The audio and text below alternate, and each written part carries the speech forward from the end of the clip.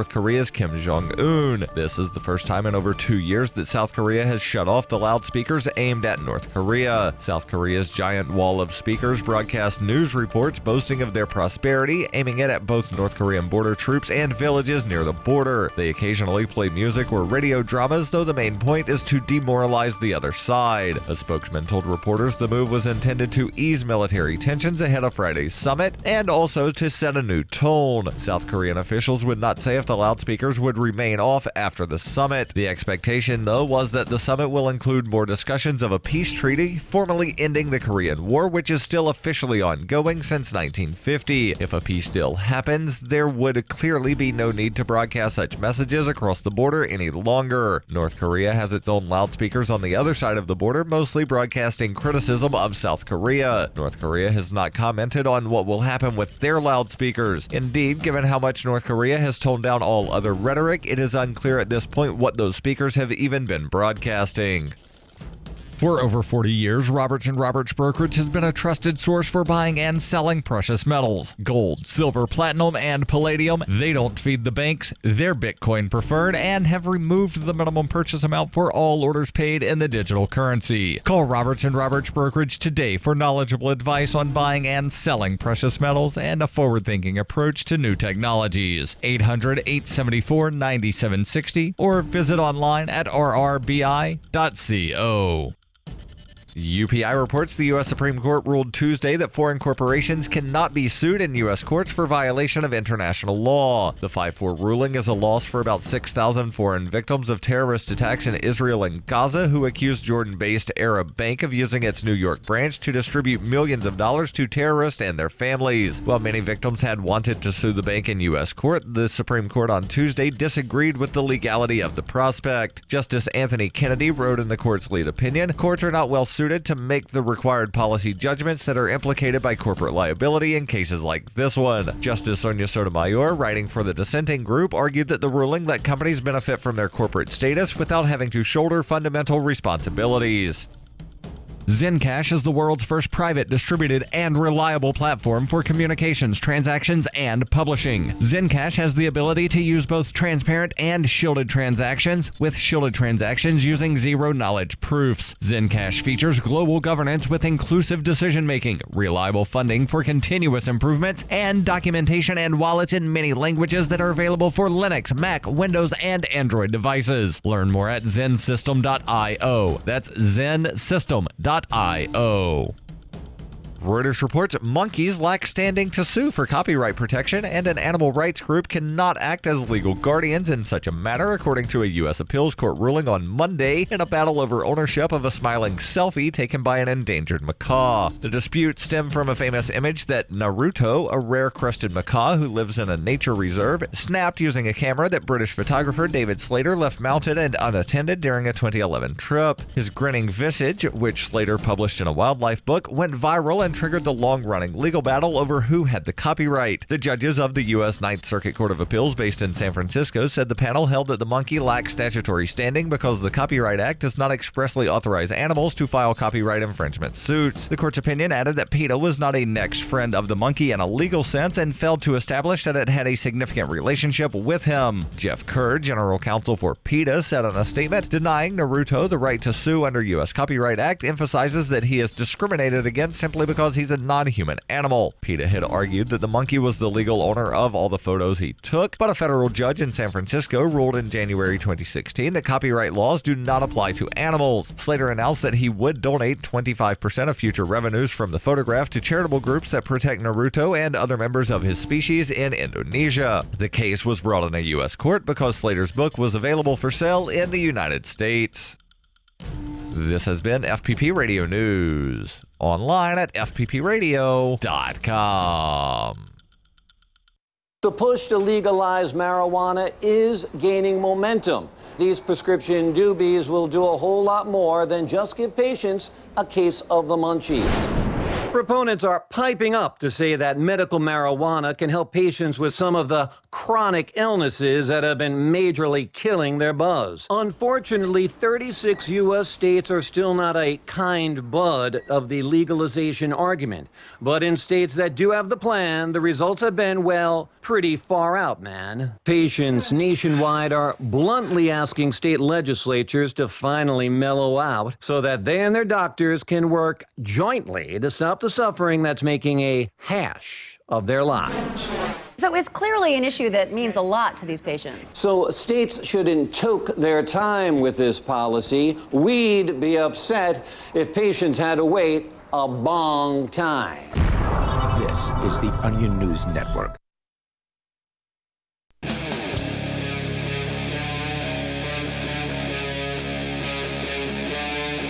Free Talk Live.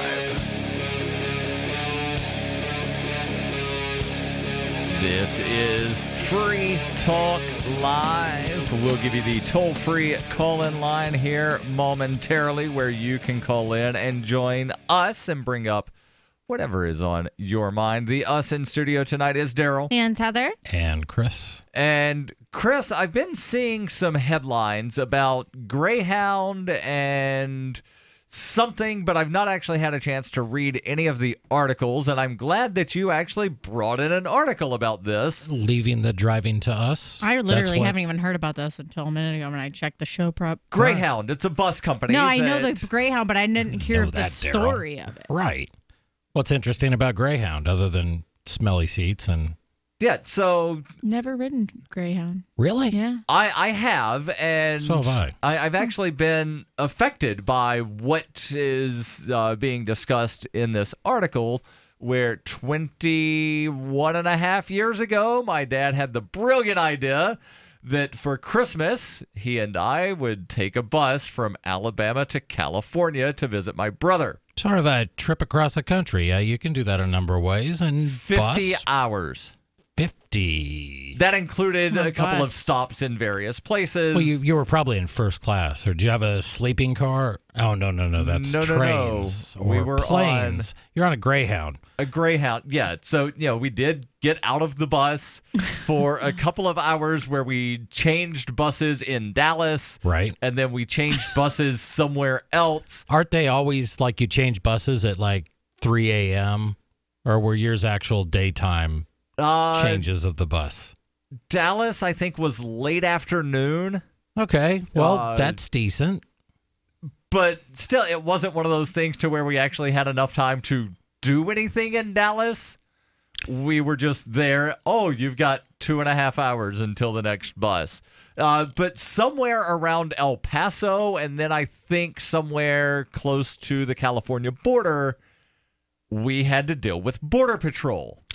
To paraphrase one of my, a comedian, but Greyhound stations late at night are where you find that one guy with just one tooth left, and he's not even taking care of it.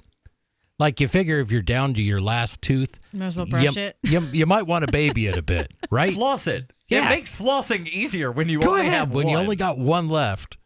Can I help you? What, start an apple? And...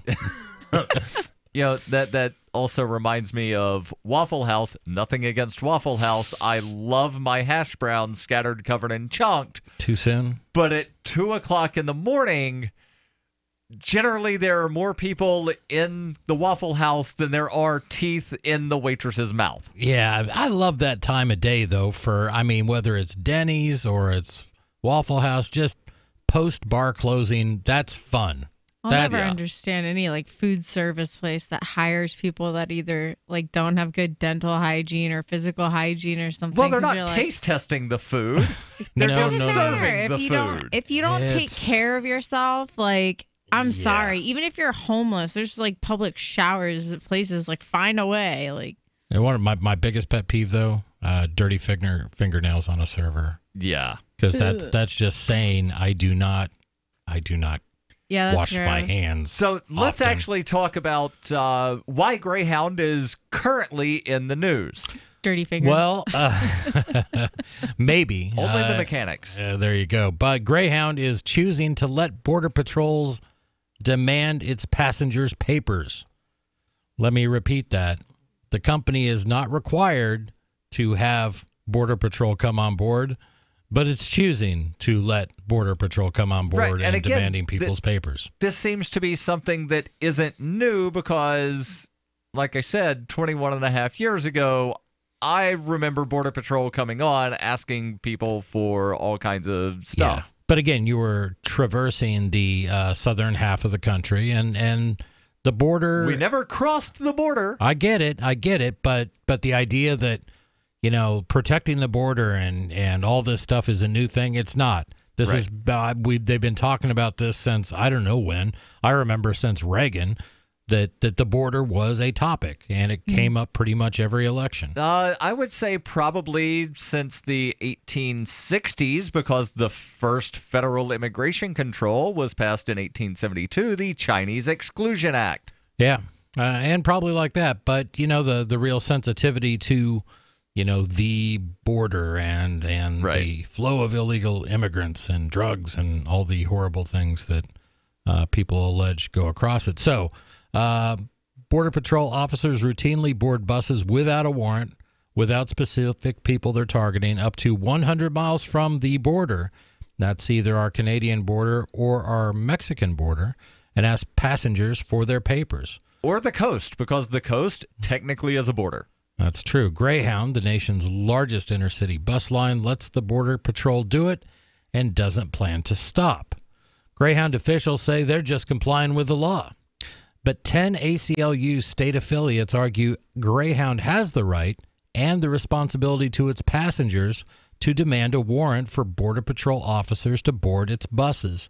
They believe Greyhound could fight for its right and win, but first they have to convince the company to try. So what do you think? Do you think that signing petitions online is going to wind up convincing Greyhound to change its business practice? Oh, hey, don't underestimate the power of choose.org. Choose.org? I'm not familiar with that. Change.org, whatever.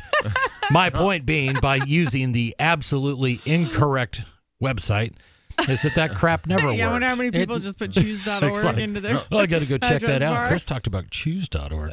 It's probably like a anti-abortion site or something I like have that. no clue. Well, we're going to find out here shortly. The starting place, quote, the starting place is not to give your consent, unquote, said Jordan Wells, an attorney for the New York Civil Liberties Union. If Border Patrol then says, you know what, we actually don't even need their consent, we're just going to do this stuff, that would violate the Constitution. But we, the public, don't get to have that conversation about whether it's constitutional when Greyhound gives away the game by just saying we consent, so it's okay. All right, so here's a question, and I'm not sure if this is answered somewhere further down. What would happen if, say, the person sitting in row 21, seat A, on a Greyhound bus, when the Border Patrol guy comes by and says, I need to see, documents, he says, do you got a warrant? Yeah. So what happens if a specific passenger says, I'm not going to show you documents? Then I suspect your bus is going to be late. Right, but will the Border Patrol guy say, doesn't matter if you consent, the CEO of Greyhound did, and this is his bus, and so you have to do what the CEO says? Probably, because you probably agree when you purchase a ticket to ride the bus to follow the policies. Yeah, that would be really horrible. Imagine. It would be really horrible customer service. I mean, nobody's forced to buy a Greyhound ticket. Right. There's other buses. And there's probably there's all that tiny print on the back of your ticket that... I mean, this is going to be a toss-up. It could either help or hurt them depending on the consumers, because you're going to have a lot of conservative people that are in favor of like Border Patrol and checks and stuff like that. They're going to be like, oh, this is great. I'm going to ride Greyhound now because, they support Border Patrol and blah, blah, blah, blah. And then on the other side, you're going to get the people that don't want to subject to this kind of stuff being like, oh, that's terrible. I'm not going to buy Greyhound anymore. So it'll be interesting to see, in the coming weeks, if you follow the Greyhound stocks, how it's going to. Your calls and thoughts, it. welcome. 855-450-FREE. That's 855-450-3733. Heather, you said that there are other buses. What other bus services are there that Trailways? do what Greyhound There's all kinds of them. I mean, the Peter Pan buses. Trailways is nationwide. There's a bunch of smaller ones. Like I've taken Concord Coach. I've taken Plymouth and Brockton one. I used to go to the Cape. And is it Superbus or something like that hits all the cities kind of on the East Coast? I know they're probably all over. I know there are some that go specifically to airports. There's also trains. There's all kinds of ways to travel. Nobody has to. Amtrak, the thing that's given a monopoly by the federal government. Yes, indeed. That is run by the federal government. Yeah. Again, your calls and thoughts welcome. 855-450-FREE. That's 855-450-3733. More on this story. Plus, is Alexa becoming self-aware? And does it really matter? Will you still use an Alexa? This is Free Talk Live. Ike was such a sweet, lovable animal, and people would want to pet him, and they'd come up, and they'd get close to him, and it would be this instant, oh!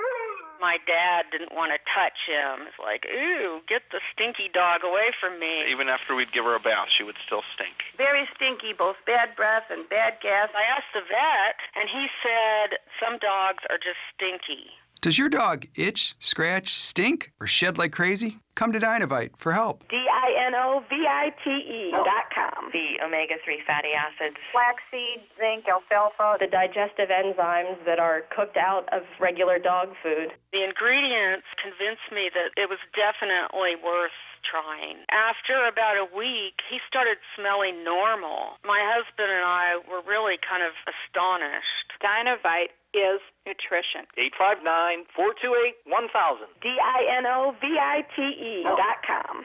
What's more profitable, running your business or doing bookkeeping? Doing your business, of course, but you want to keep your books so that you can maximize your tax savings, right? What if I told you that there's a person that's a bookkeeper, accountant, and law school graduate that's also a hardcore libertarian? My name is Melanie Johnson, and I hate the state. I will aggressively help you to minimize your tax exposure and maximize profits, all while staying within the law. Melanie's your best choice for your taxes and bookkeeping needs. Go to tax.freetalklive.com and check out our website, tax.freetalklive.com. Cryptocurrencies are successful because of good technology. The liberty-loving voluntarists who founded Zencash in 2017 took the best tech, like zero-knowledge anonymity and decentralized autonomous organizations, and are creating a secure platform for money, messages, and media that can be sent to anyone, anywhere in the world.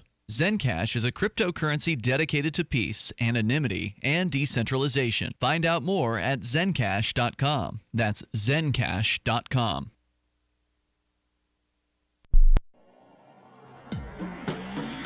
Free Press Publications is an independent, alternative media and publishing company founded in June 2009 with the mission of ensuring a free press for the freedom movement and is committed to spreading the message of peace, freedom, love, and liberty. FPP also gives new authors an avenue for publishing freedom-oriented material.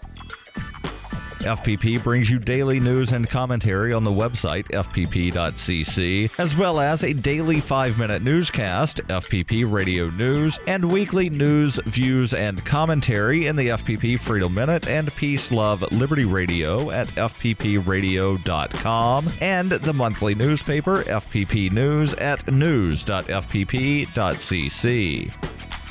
Find FPP online at fpp.cc. That's fpp.cc, as in Creative Commons. Did you know you can watch Free Talk Live during our live show 7 days a week from 7 to 10 p.m. Eastern via our studio cams at cam.freetalklive.com? Plus, you can chat with other listeners while you watch, all totally free. Now that our live video stream is hosted by YouTube, our video archives will be online even faster. So be sure to subscribe to our YouTube channel. Listen, watch, and chat all free at cam.freetalklive.com. That's cam.freetalklive.com.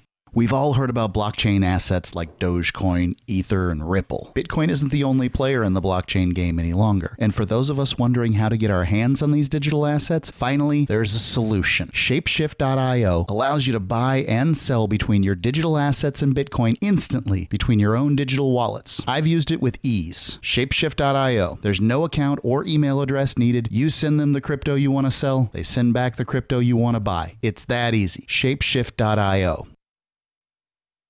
You're listening to the best liberty-oriented audio streamed around the clock, on the air, and online. This is the Liberty Radio Network at LRN.FM.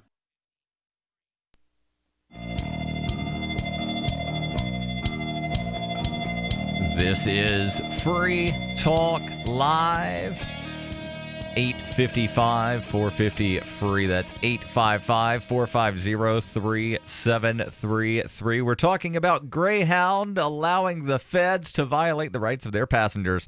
And we'll get back into the story in just a second. But I'm curious if you've got a closet full of boring, plain T-shirts.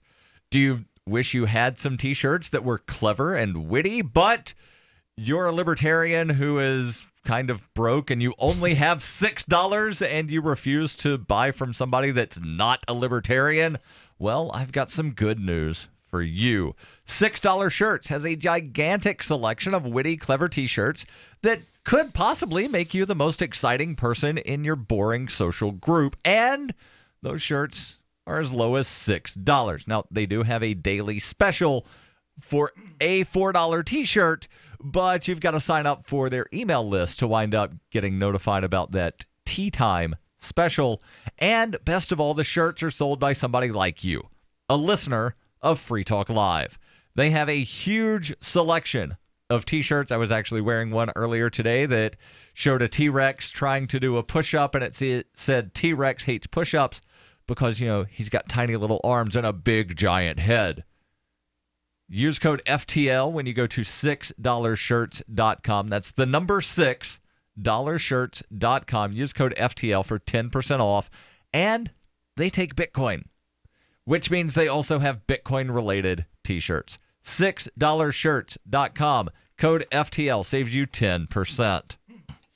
Yes, and we've been talking about Greyhound, letting Border Patrol agents come on board and ask for papers on their domestic bus routes. And to be clear, we're not talking about buses that are traversing the border. These are buses within the United States. Correct. But they happen to fall within the 100-mile border, which some people have referred to as the Constitution-free zone. Right. And then there have been others where I think originally the ACLU had come up with that statement, and then they said, wait, no, we're wrong.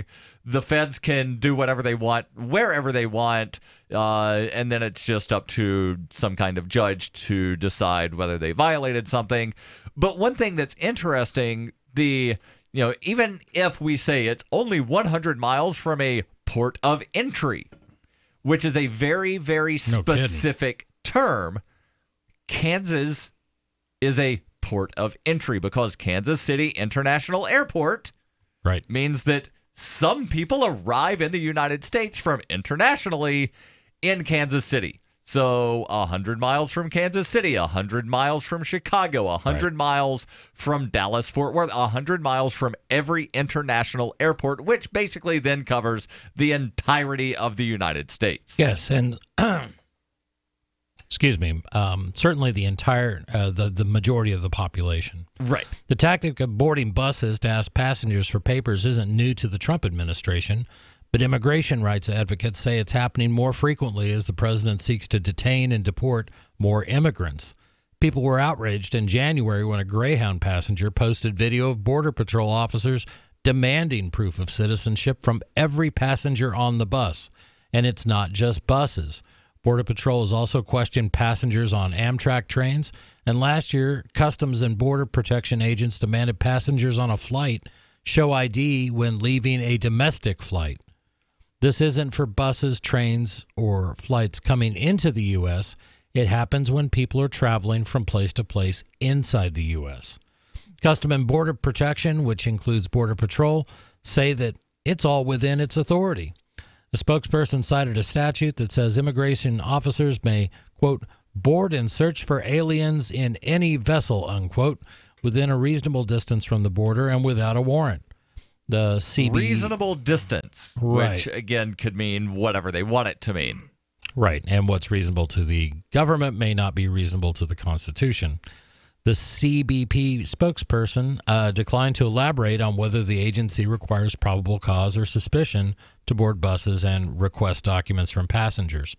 We'll continue with the article first to the phones, actually to the Skype, where we've got Neil calling in. Neil, you're on Free Talk Live. Go ahead with your thoughts.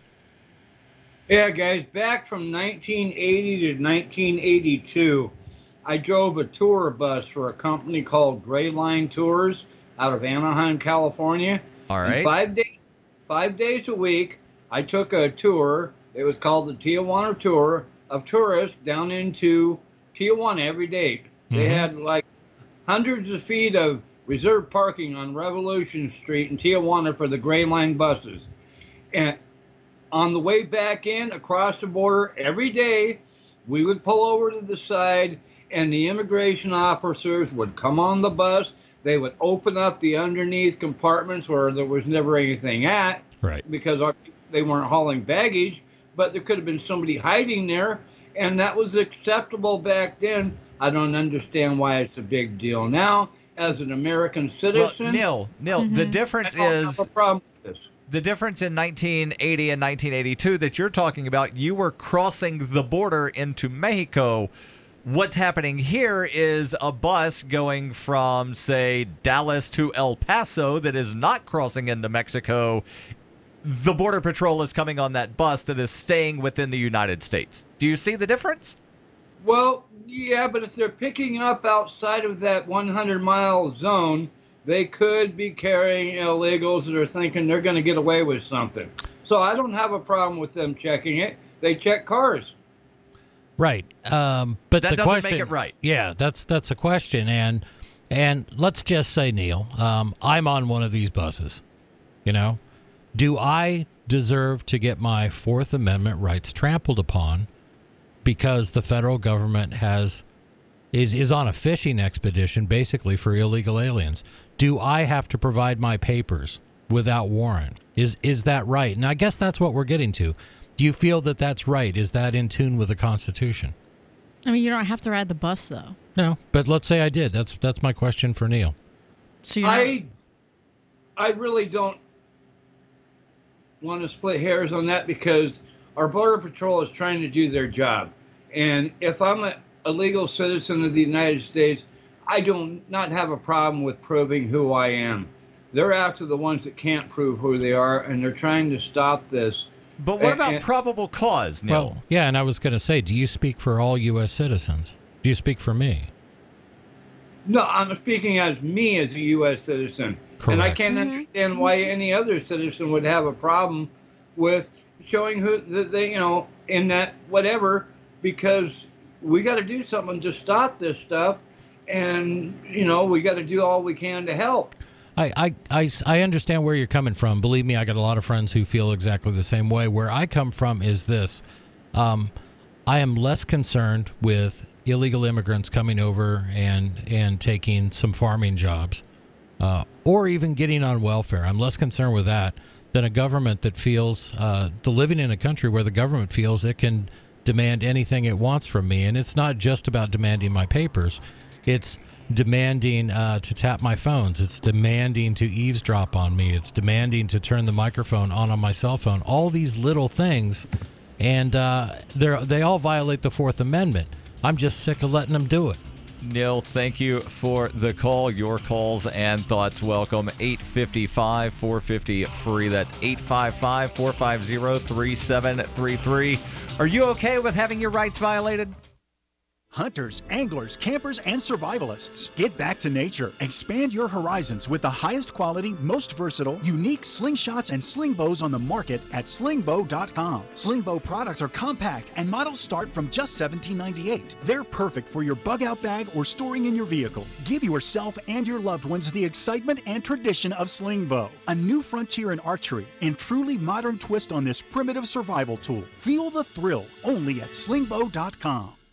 It's a no-brainer. A Big Berkey water filter is the one you need, period. You need a water filter that removes chlorine, fluoride, pharmaceuticals, BPA, and other endocrine disruptors, pesticides, bacteria, viruses, and much more, right? And does it all at only 2 cents per gallon. Get the original and most trusted name in gravity water filtration, Big Berkey. And now GCN listeners receive 5% off ceramic filter systems using code GCN. Call or click 1-877-99-BERKEY or BigBerkeyWaterFilters.com. That's 1-877-99-BERKEY.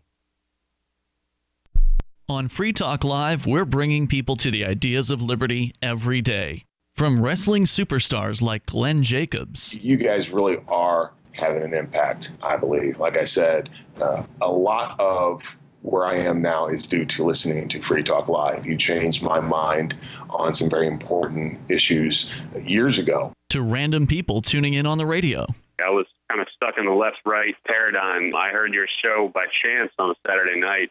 From there, I went on, joined the Free State Project, and become an amplifier. So, I mean, that's really the reason why I amp is because I know that if it wasn't for you guys being on as many stations as you are, I never would have found the ideas of liberty. Your amp will directly change more lives by getting Free Talk Live in front of people looking for talk radio online and on the air. When you amp Free Talk Live, you get perks like access to the AMP-only Facebook group and AMP podcast. Visit amp.freetalklive.com. When you hear the word lobbyist, you probably think about greedy corporations, but not all lobbyists are the same. Some are fighting for the freedoms you hold dear. Liberty Lobby LLC is doing just that in New Hampshire, working hard to represent you, not some special interest group. You can help by going to libertylobby.info, where your contribution will give us the tools we need to ensure that your voice is heard. Visit libertylobby.info today to find out more. Did you know we've taken our LRN.FM telephone listen line to a new level with the LRN.FM audio on demand line? Now you can call 712-770-8447 anytime and listen to LRN.FM's live feed. And you can listen to a bunch of our original shows on demand. Long distance fees may apply. Just dial 712-770-8447 and choose from the menu. 712-770-8447. The Free State Project has reached its goal of 20,000 liberty lovers who've pledged to move to New Hampshire and get active to achieve liberty in our lifetime. Perhaps you're trying to figure out what part of New Hampshire should be your destination.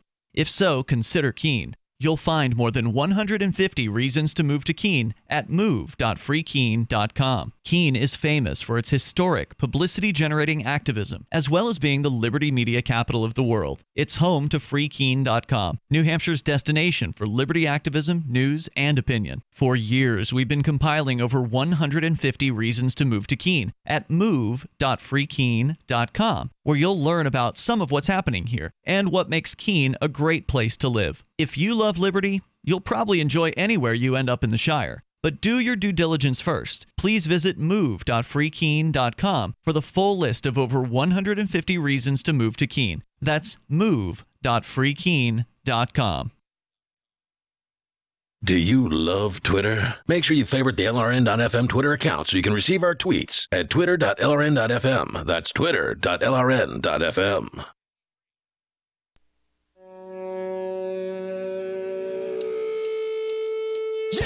This is Free Talk Live. 855-450-FREE.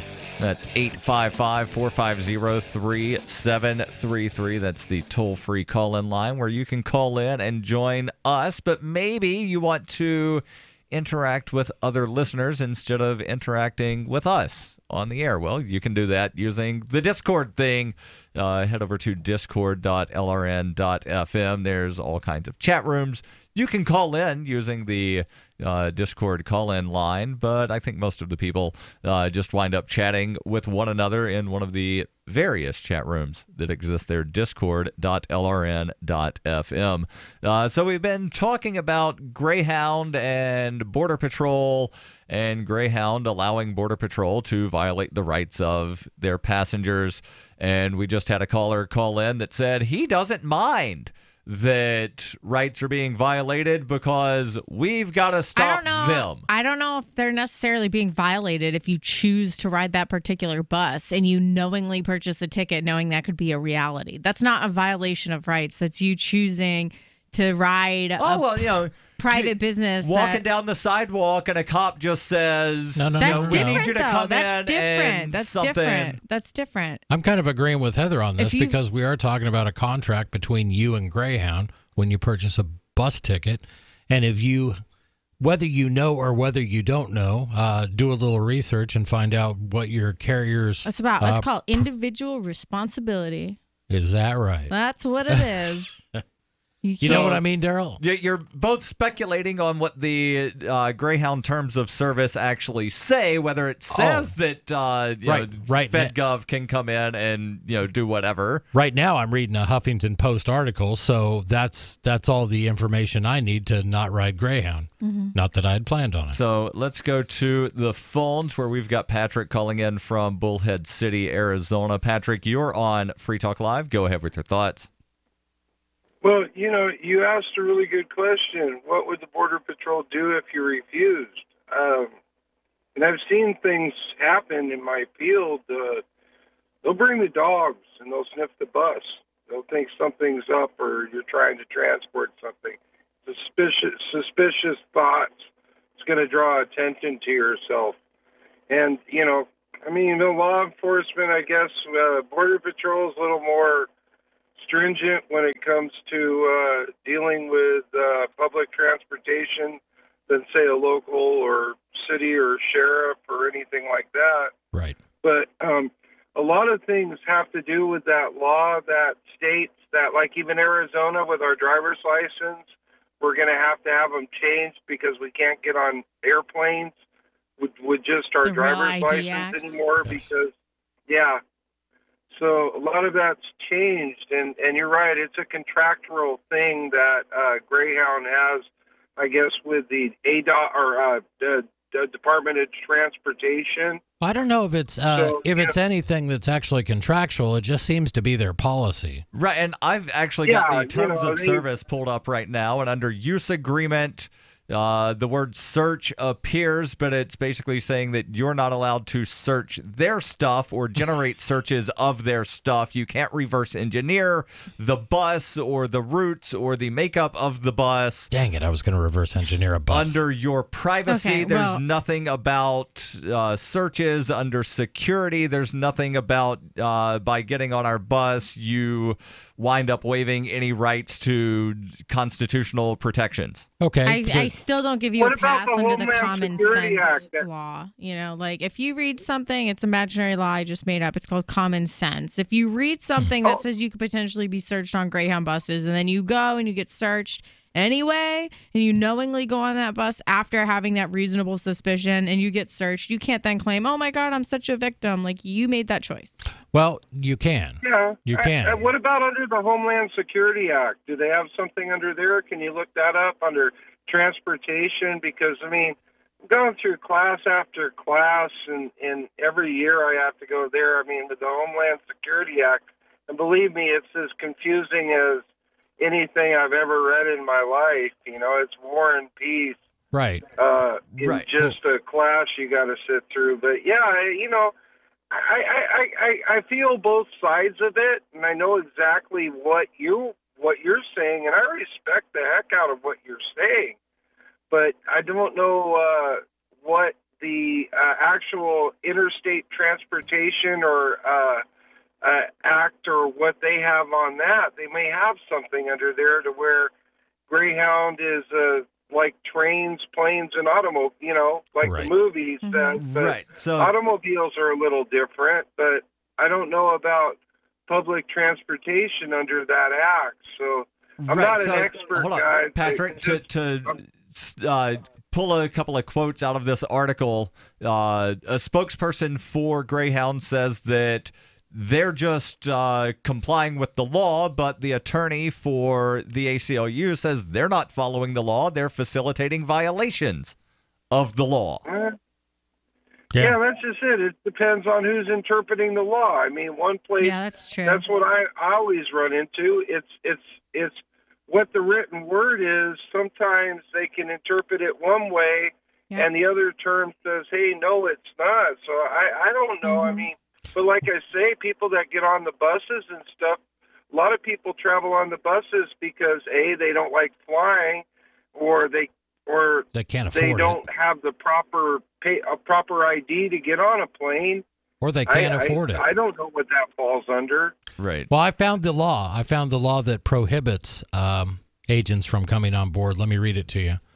It's the right of the people to be secure in their persons, houses, and papers and effects against unreasonable searches and seizures shall not be violated, and no warrant shall issue but upon probable cause supported by oath or affirmation, and particularly describing the place to be searched and the persons or things to be seized. So that's the Fourth Amendment to the Constitution. As we know, as we all know, and if you're listening and you don't know this, the Constitution, as is written in the Constitution, is the supreme law of the land.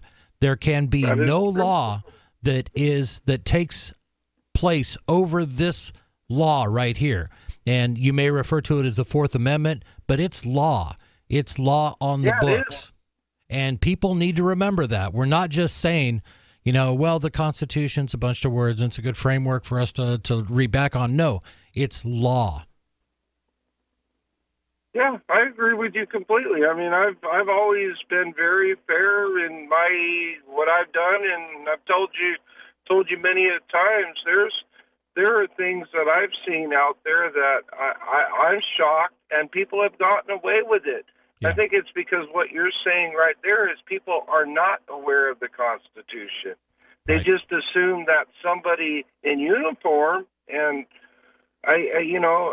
has jurisdiction over them, when, in all fairness, the person in the uniform is just as much a citizen as the individual that they're pulling over or asking them for something. It's all changed. It really has over the last, say, 20 years. I've seen people just literally just say, hey, do you know the law? And the fact that you'd be surprised at how many times people in my offices or officers that I know have been called into the office and actually had to sit down with a lieutenant or a captain or even a sergeant, and they've had to sit there and read it because officers assume that they know what the laws are. Right. And, especially when you get a transfer from another state, each state has their different laws. It may be different in one state as to another, but you have to be informed. And I respect what you're saying there. That just sounds to me, I don't know. That might be a Homeland Security thing. I don't know. I'll have to look that one up and get back to you guys on that. Please but that do, is an excellent question. Please do. Thank you for the call. Your calls and thoughts welcome. 855-450-FREE. That's 855-450-3733. What are your thoughts on Greyhound allowing the feds to violate rights and Alexa possibly becoming self-aware? Does your dog itch, scratch, stink, or shed like crazy?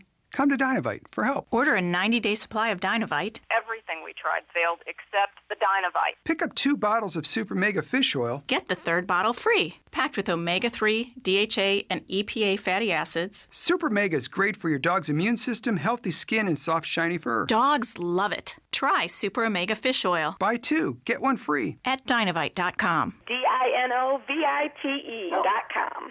Zencash is an end-to-end encrypted system with zero-knowledge technology over which communications, data, or value can be securely transmitted and stored. With over 7,500 secure nodes, Zencash has one of the most distributed node systems of any cryptocurrency. Zencash is a platform for cryptocurrency and communications built by voluntarists for voluntarists, with the ideas of voluntary interaction being written into the white paper no less than half a dozen times. Learn more at Zencash.com. That's Zencash.com. I tried other brands, but I came back to my Sunshine. For the best hot or cold pain relief, get the best. Get a Sunny Bay heating pad. Sometimes life can be a pain in the neck or back or shoulder. And the best relief for that pain is a Sunny Bay heating pad. Did you know that the American College of Physicians said that one of the best ways to treat muscle pain is heat therapy? Sunny Bay heating pads are handmade with high quality, can be used at home or at work, and have a lifetime 100% positive rating on both Amazon and Etsy. Why take another pill? Many people use our Sunny Bay heating pads alone and got rid of the neck pain. Long distance travel or long hours in front of a computer can take its toll on your body. See why our homegrown small business at sunny-bay.com has tried to help people just like you. Get your Sunny Bay heating pads at sunny-bay.com. That's sunny-bay.com or call 253-678-1361 for hot and cold therapy. sunny-bay.com. This is Michael Dean from the Freedom Fiends. I've run websites since 1996 and have used over a dozen web hosts in that time. AgristHosting.com is the only one that hasn't broken my heart. Agrist Hosting's uptime and service is stellar, and their DDoS mitigation is the best I've seen. That's important because if you tell the truth in this world, you'll ruffle feathers. And some people will try dirty tricks to silence your voice. No matter what the haters hit us with, Agrist Hosting keeps our websites online. If you have a mission-critical commercial presence or a world-changing activism site, you cannot tolerate any skullduggery. So go with agristhosting.com. Have a WordPress or blog site, but you're not satisfied with performance or uptime? Or just want raw hosting? Want to pay with Bitcoin? Agrist Hosting specializes in high-performance hosting with personalized service. Go to agristhosting.com and click on the button that says Get Hosted. That's agristhosting.com. If you want to know the latest about Free Talk Live before we go on the air, all you need to decide is how you want it delivered. It's your choice. Visit news.freetalklive.com. You can get emailed announcements and participate in contests via our email updates list. Plus, we have a Twitter account that you can follow and a Facebook page where you can become a fan. So visit news.freetalklive.com to get news about Free Talk Live as soon as it's announced and the way you want it delivered at news.freetalklive.com. That's news.freetalklive.com. Hi, this is Mark Edge of Free Talk Live. Michael W. Dean's book, User's Manual for the Human Experience, changed my life. In a culture that attempts to turn you into a compliant victim, this book gives you implementable steps on everything from how to be aware of your environment walking down the street to business, to how to handle a toxic person in your life. If you're a human, you need to read this book at least once. Go to Amazon and get the Kindle version, or paperback, or an audiobook of A User's Manual for the Human Experience. You can put the Liberty Radio Network on the air in your area. Visit broadcast.lrn.fm to learn how. Broadcast.lrn.fm.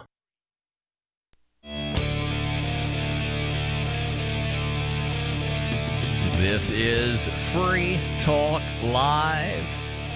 855 450 free. That's 855 450 3733. In studio tonight, it's Darryl. And Heather. And Chris. Mother's Day sneaks up and you hit the panic button. You get suckered into buying some online flowers from some giant company promising $19.99 flowers, but they end up costing you $60. Or maybe you go to the grocer and grab some last-minute produce flowers that smell oddly like green onions. That tells Mom you don't really care enough to send flowers from the Bouqs. That's short for the bouquets, and they're bouquing awesome.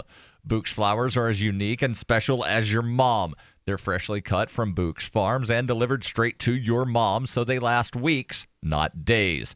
Bouqs even has farms located on the side of a volcano that produce flowers so gorgeous, Mom will post pics of them online and brag about you.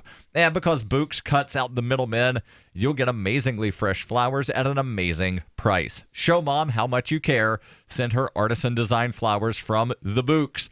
Order today and get an extra 15% when you enter code FTL. That's Bouqs, B-O-U-Q-S, Bouqs.com. And remember, code FTL saves you an extra 15%. Bouqs.com. And we've been talking about Greyhound. The story continues, and the question is why Greyhound is allowing Border Patrol agents onto its passenger buses when they're traveling within the United States, but within that 100-mile buffer that most people, the government certainly claims, is sort of a Constitution-free zone. Greyhound spokesman sent a list of statutes and regulations for why it must allow Border Patrol onto buses anytime the officers ask. Quote, Greyhound is required to comply with the law, unquote, the spokesperson said last month after the ACLU wrote to the company to ask it to stop allowing Border Patrol to board without a warrant. Quote, we are aware that routine transportation checks not only affect our operations, but our customers' travel experience, and will continue to do everything legally possible to minimize any negative experiences, unquote. The question is whether the document checks violate the Fourth Amendment, which protects individuals from unreasonable search and seizures And I'm going to add to that it requires that there be a warrant and that it be a specific warrant and not be a general warrant. And I would say that the Fourth Amendment supposedly protects, because you can wave a copy of the Constitution in the face of a federal official and they'll say, I don't care. Yeah, and that's exactly right. When your government no longer respects the highest law that it says it has, then you're in a world of hurt. Right. And that's where we're at. So we should stop letting people come here that don't respect the law? No, we should stop making them members of Congress. Exactly, yeah. As Darryl put it, people who don't understand the Constitution shouldn't be making laws about the Constitution. So what are your thoughts on Border Patrol in general, though, about, like, immigration? Like, should we just have, like, a free-for-all? I mean... Personally... or should there be some type of mechanism to come here legally? Borders are a function of a state. You can't have a state, quote unquote, without having a border. But I mean, you have a yard, right? Yeah. You have like your property line. That's no different. Private property. But it's a border. It is. One defended by. So you're not anti-border. True. But what I am saying is... Border is a form of organization, right? Because you have to draw lines in order to establish an organization of land. Right. Otherwise, you're going to have disputes. I don't let anybody else say what my borders mean and how they can be defended. That's the difference, where government chooses to say, okay, this is the law and we're going to let these number of people through or whatever. It's simply a function of government, and it goes back to our founding to some degree, never to the degree that we have. You have like Native American tribes that have government, though. Right. You know what I mean? Where you have a chief, you have territories, tribes would battle it out with each other. They would, fight who can hunt on which lands. And I mean, it's no different. It's human nature, in my opinion. And like when we form like states and towns and countries and all of this stuff, it's literally just like tribes organizing. And so because some tribes in the past had human sacrifice, therefore human sacrifice would be okay? No, we've evolved beyond that, but I don't think it's like, some people are going to be like, oh, you can't be American, you can't say that you're American, it's a bad thing to identify with like a term like that, or to slap a label on yourself, where I see the positive side of it. Like, if we're all a team and we're all working together as Americans, and we all, help to, because we all benefit when this country is happy and prosperous. We all benefit when we live in communities without violence. We all benefit from these common things. And so when we say we're all Americans and we're going to work toward, we'll work to make New Hampshire great as Americans, Massachusetts people will work to make that great. And like every state, kind of works towards a common goal. I think that's a good thing. And I think when you establish boundaries or borders and you have certain laws, and we can always debate, we can always have these discussions and be like, you know what? Immigration coming into this country is way too complex. Like, we need reform. Let's fix that so people that want to come here can. And we can do that without saying, oh, it's bad to have any kind of borders and any kind of this and any kind of that, where that's just, in my opinion, not true. As I stated, they are a function of a state, of an organization of people. Like you said, with Indian tribes or with the United States of America, there are going to be some general borders. The question is what is your policy for those? Is it to exclude people that you don't agree with? That the government at the time, the government in charge decides they do not agree with. Are they the ones that decide that certain people from certain countries must all be dangerous, therefore we are going to violate their rights? In my opinion, I think this is one reason I'm not a huge fan of the federal government, is because the majority of our representatives don't live amongst the people they represent. So there's kind of no incentive for them to do right by the people that vote them in when they're living in D.C., as opposed to if our U.S. congressmen lived in the states in which they represented and had to go to the same supermarkets and the same things as all the people their decisions affected, then they'd be more inclined to make decisions that were in the best interests of those that put them in power, but they don't. So I don't think government is necessarily a bad thing when it's localized, when you have states, when you have the people representing you living amongst you, they're going to be incentivized. Like when the chief lived with the tribe, he was going to do what was in the best interest of the tribe. I get it. So to quote Mark Edge, and we'll go to the phones here in just a second. To quote Mark Edge, he says that free people should be able to cross the borders of free countries freely.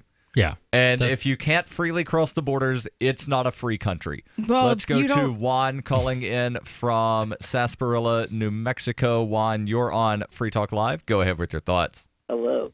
Hi, Juan. Hello. Can you hear me? Yeah, you're on the air. Go ahead. Adolf Hitler, 9/11. Yeah. All righty. Go. Yeah. What did he say? Adolf Hitler? Something and about Allah? Hitler. I don't care. I thought he said Allah too or something. Yeah, that was an interesting call. Okay. Yeah. I don't know if there really is a Sarsaparilla in New Mexico, but I don't. You know what? I can honestly say I don't listen to too many talk radio shows. But like, are there callers like this on all talk radio stations? Do they all have their little weirdos? I feel like Free Talk Live has so many of them. All right, it's so like here's sort of a look behind the curtain, if you will. Most nationally syndicated talk radio shows, they're going to screen the heck out of the callers, meaning not just ask, what's your name, where are you calling from? So what are you going to say? Yeah. No. What exact words are you going to say? Some are like that. Then if you deviate off of that, they drop the call. You call us, we want a name, where you're from, how you're listening, and just an idea of what it is you might want to talk about. You can deviate off of whatever that topic is. We're not necessarily going to drop you, but if you're a horrible prankster, then yeah, we'll drop you. Yeah, but they do get their pranksters. I can say I disagree with Darryl because I have been in the past a frequent talk show caller. In other words, when I'm listening, I sometimes take issue, and I'm not afraid to pick up the phone and call the Rush Limbaugh show or call Hannity or call Alan Combs up and call him out and stuff like that. Most of them just get the basics. I mean, they do want to know a little bit more detail about what you're going to say, but I've never had any of them say, nah, we talked about that last night, or you know what I mean? I've never had one. No, but I mean, we get some weird people calling into this show. Like, Hey. I mean, like some real characters. Only when you're on. Really? Yeah. They're not like No other nights. It's just when you're on. It happens all Darryl. the time. No, it's just you, Heather. Just you. Your calls and thoughts welcome. 855-450-FREE. That's 855-450-3733. You can bring up whatever is on your mind, whether it be Greyhound allowing violations of rights, Alexa becoming self-aware, or, well, anything. This is Free Talk Live. It's about time something new came along for better selling and buying online. And I found it. What now, Marge? It's buysellmakeoffer.com. Never heard of it. It's a brand new company. That's why you've never heard of it. It's the newest and best way to sell any products online. I did all the research. Sell my car? Yes. Our home? Yep. My golf bag? Your golf clubs. All of them. How about your purse collection hoard? Hey, now. You said any product. Right. I did. We get 30 days free. Really? Packages starting from only $9.95. And buysellmakeoffer.com will never charge item fees, ever. Never. And this is cool. Listen to this. You can even use Skype or video to show your items. That's cool. Yes. All we have to do is go to the website, sign up, and then load our stuff to sell. I love this site. Buysellmakeoffer.com. Buysellmakeoffer.com. You got it? Buysellmakeoffer.com. Buysellmakeoffer.com. Better selling, better buying. Are you tired of your taxes funding endless occupations around the world? Antiwar.com is run by people who understand that wars abroad become wars at home, wars on our freedoms. Antiwar.com is dedicated to bringing you the latest in news, views, interviews, and reviews from the top movers and shakers in the anti-occupation movement. Antiwar.com has it all, from thorough foreign policy analysis to interviews with whistleblowers who used to run the military-industrial complex. Anti-war, pro-free market. That's antiwar.com. Some of you asked, and now we've delivered. LRN.FM's live Keene, New Hampshire studio shows are now streamed in HD on Twitch. Visit our channel at twitch.lrn.fm and give it a follow. If you have Amazon Prime, you get one free subscription on Twitch. If you use it on our channel, Twitch will give LRN.FM a monthly piece of your Prime subscription cost. So please watch, follow, share, and subscribe to twitch.lrn.fm. That's twitch.lrn.fm. You're listening to the live edition of Free Talk Live. Hour number 2 is next after the news here on the Liberty Radio Network at LRN.FM. From Keene in the Shire, the Liberty Media capital of the world, this is Darryl W. Perry, host of FPP Radio News for Wednesday, April 25th, 2018. Silver is trading at $16.54 per ounce. Gold is valued at $1,320 per ounce. Zencash is trading at $35, and the average price of Bitcoin is $9,111. Antiwar.com reports South Korea has turned off its propaganda loudspeakers as a gesture of goodwill ahead of Friday's summit with North Korea's Kim Jong-un. This is the first time in over 2 years that South Korea has shut off the loudspeakers aimed at North Korea. South Korea's giant wall of speakers broadcast news reports boasting of their prosperity, aiming it at both North Korean border troops and villages near the border. They occasionally play music or radio dramas, though the main point is to demoralize the other side. A spokesman told reporters the move was intended to ease military tensions ahead of Friday's summit and also to set a new tone. South Korean officials would not say if the loudspeakers would remain off after the summit. The expectation, though, was that the summit will include more discussions of a peace treaty, formally ending the Korean War, which is still officially ongoing since 1950. If a peace deal happens, there would clearly be no need to broadcast such messages across the border any longer. North Korea has its own loudspeakers on the other side of the border, mostly broadcasting criticism of South Korea. North Korea has not commented on what will happen with their loudspeakers. Indeed, given how much North Korea has toned down all other rhetoric, it is unclear at this point what those speakers have even been broadcasting.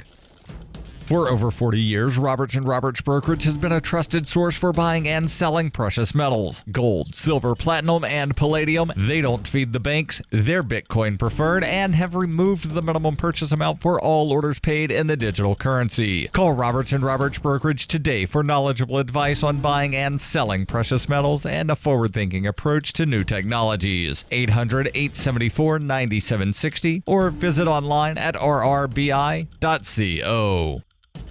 UPI reports the U.S. Supreme Court ruled Tuesday that foreign corporations cannot be sued in U.S. courts for violation of international law. The 5-4 ruling is a loss for about 6,000 foreign victims of terrorist attacks in Israel and Gaza who accused Jordan-based Arab Bank of using its New York branch to distribute millions of dollars to terrorists and their families. While many victims had wanted to sue the bank in U.S. court, the Supreme Court on Tuesday disagreed with the legality of the prospect. Justice Anthony Kennedy wrote in the court's lead opinion, "Courts are not well suited to make the required policy judgments that are implicated by corporate liability in cases like this one." Justice Sonia Sotomayor, writing for the dissenting group, argued that the ruling let companies benefit from their corporate status without having to shoulder fundamental responsibilities.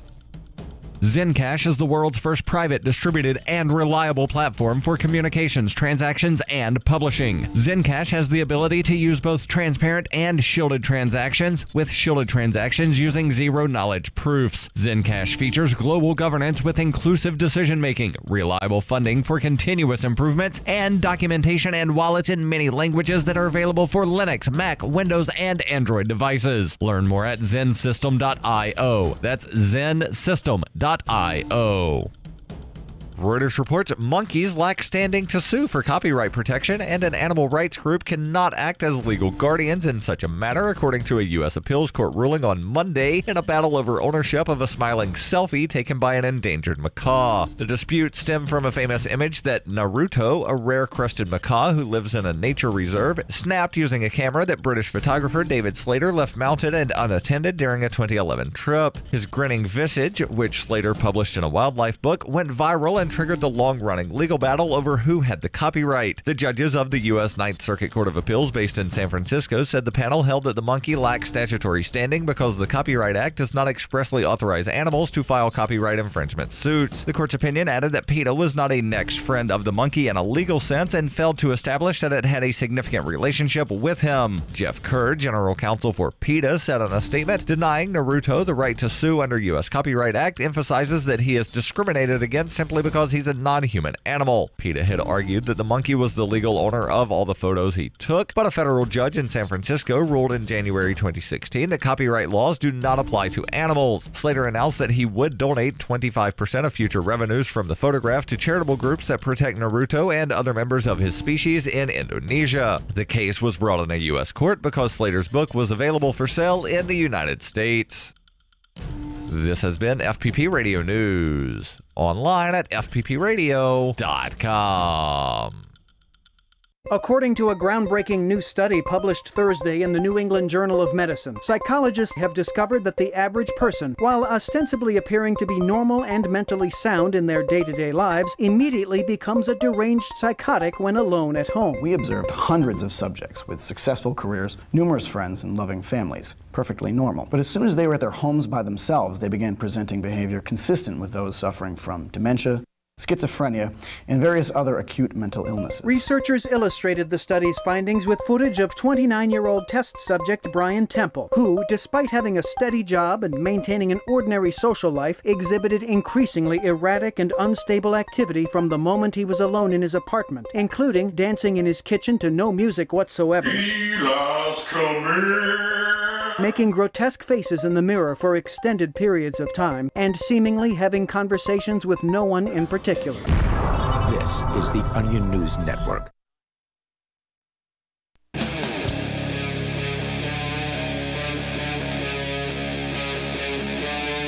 Free Talk Live. This is Free Talk Live. Kicking off hour number 2, you can join us and bring up whatever is on your mind.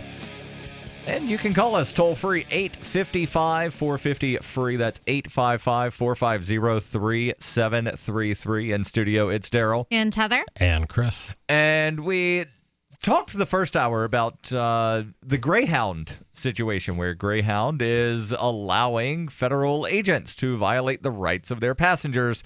And Chris, I know there's more to the article, but was there anything else that you think that we need to cover? Really wanted to share out of this story? No, not really.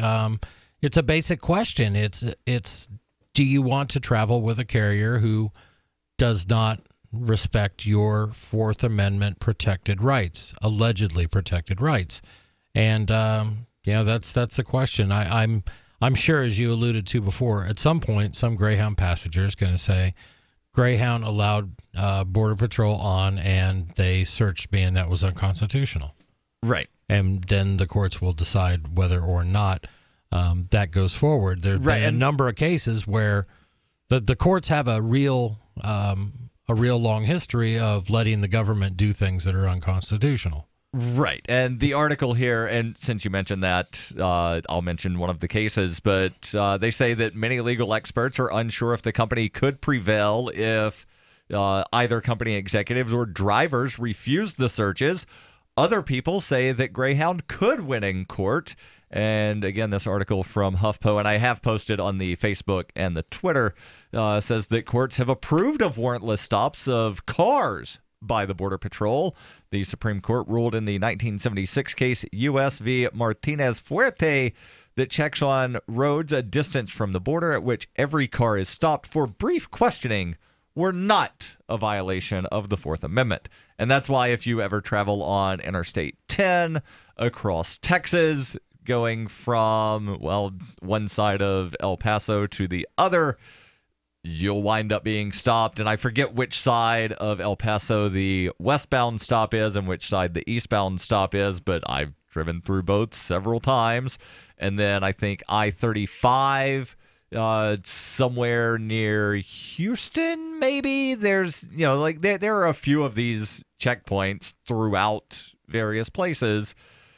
And because they're stopping every car, apparently they're allowed. Yeah, and like I said, there's a lot of case law built up behind that, and it's a shame. I would hope that Greyhound would see this opportunity to be a little bit like Apple when they challenged the FBI's demand that they unencrypt a phone. I mean, it's sort of the same sort of thing. Right, and well, the situation, and slightly different, it would set a sort of similar precedent, but the situation with that iPhone from, what was it, a year and a half ago almost? Yeah, probably 2 years. Where Apple said, if we wind up being able to hack into this phone, one, we don't have the tool to hack into the phone, but if we did, it would then be able to be used on every phone of this model, and that's sort of where the issue came in. I'll tell you, there's a story that came up, and I'm trying to think of the guy's name. He was the inventor of Lotus Notes. Hold on. I can pull that up while you tell the story. I'm pulling it up. Ray Ozzie, who worked for Microsoft. He works for Google. He's done a lot of things. He's one of those early internet guys that is still relevant. Right. But the article, and I'll try to dig this up, maybe I'll bring it in next week, but he's basically came up with a method where they could search phones only with a warrant. Okay. And I think it's kind of interesting. It basically involves private and public keys, the public keys being held by the manufacturer of the phone. Okay. And not to say it couldn't be subverted, right. But the thing is if you trust your manufacturer, then only when presented with a warrant could that occur, could that phone be unlocked. The other thing that he adds into this sort of white paperish idea is that once this is implemented, the phone is locked, frozen in its state that it's in. So it cannot be unlocked and then used for ongoing surveillance. Right. They would have to produce the actual phone itself, have to be seized somehow, and then they could go through this thing. Right, and I'm glad you mentioned at some point the phone would wind up being locked forever, because the FBI tried hacking into the phone and then it got locked forever, and then they went to Apple. Right. Had they not goofed around with the phone before going to Apple, Apple would have gladly unlocked the phone for them. Yeah. Yeah. But so it wasn't a thing to where Apple was, actually standing up for rights of their users. They were saying, we can't do what you're asking us to do.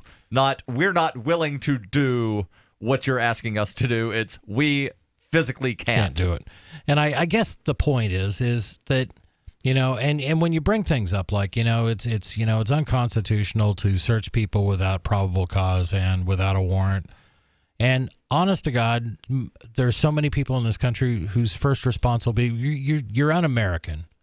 You're un-American. Yes, Apple should absolutely turn it over. By not doing so, you're un-American. Well, I can't imagine anything more American than insisting on following the highest law in the land. I mean, if you're honest about yourself, honest to yourself, then everything you do should be gauged against the U.S. Constitution if you're operating under U.S. law. And it's not that hard to figure out, guys. Right. And, there was a story that I brought in. I forgot to tease, but Heather, I'm glad you mentioned it during the news, and that's the Golden State serial killer, to where after 30-some-odd years of being a cold case, this case is finally resolved. The article here from Reuters, and yes, I will post a link on the Facebook and the Twitter.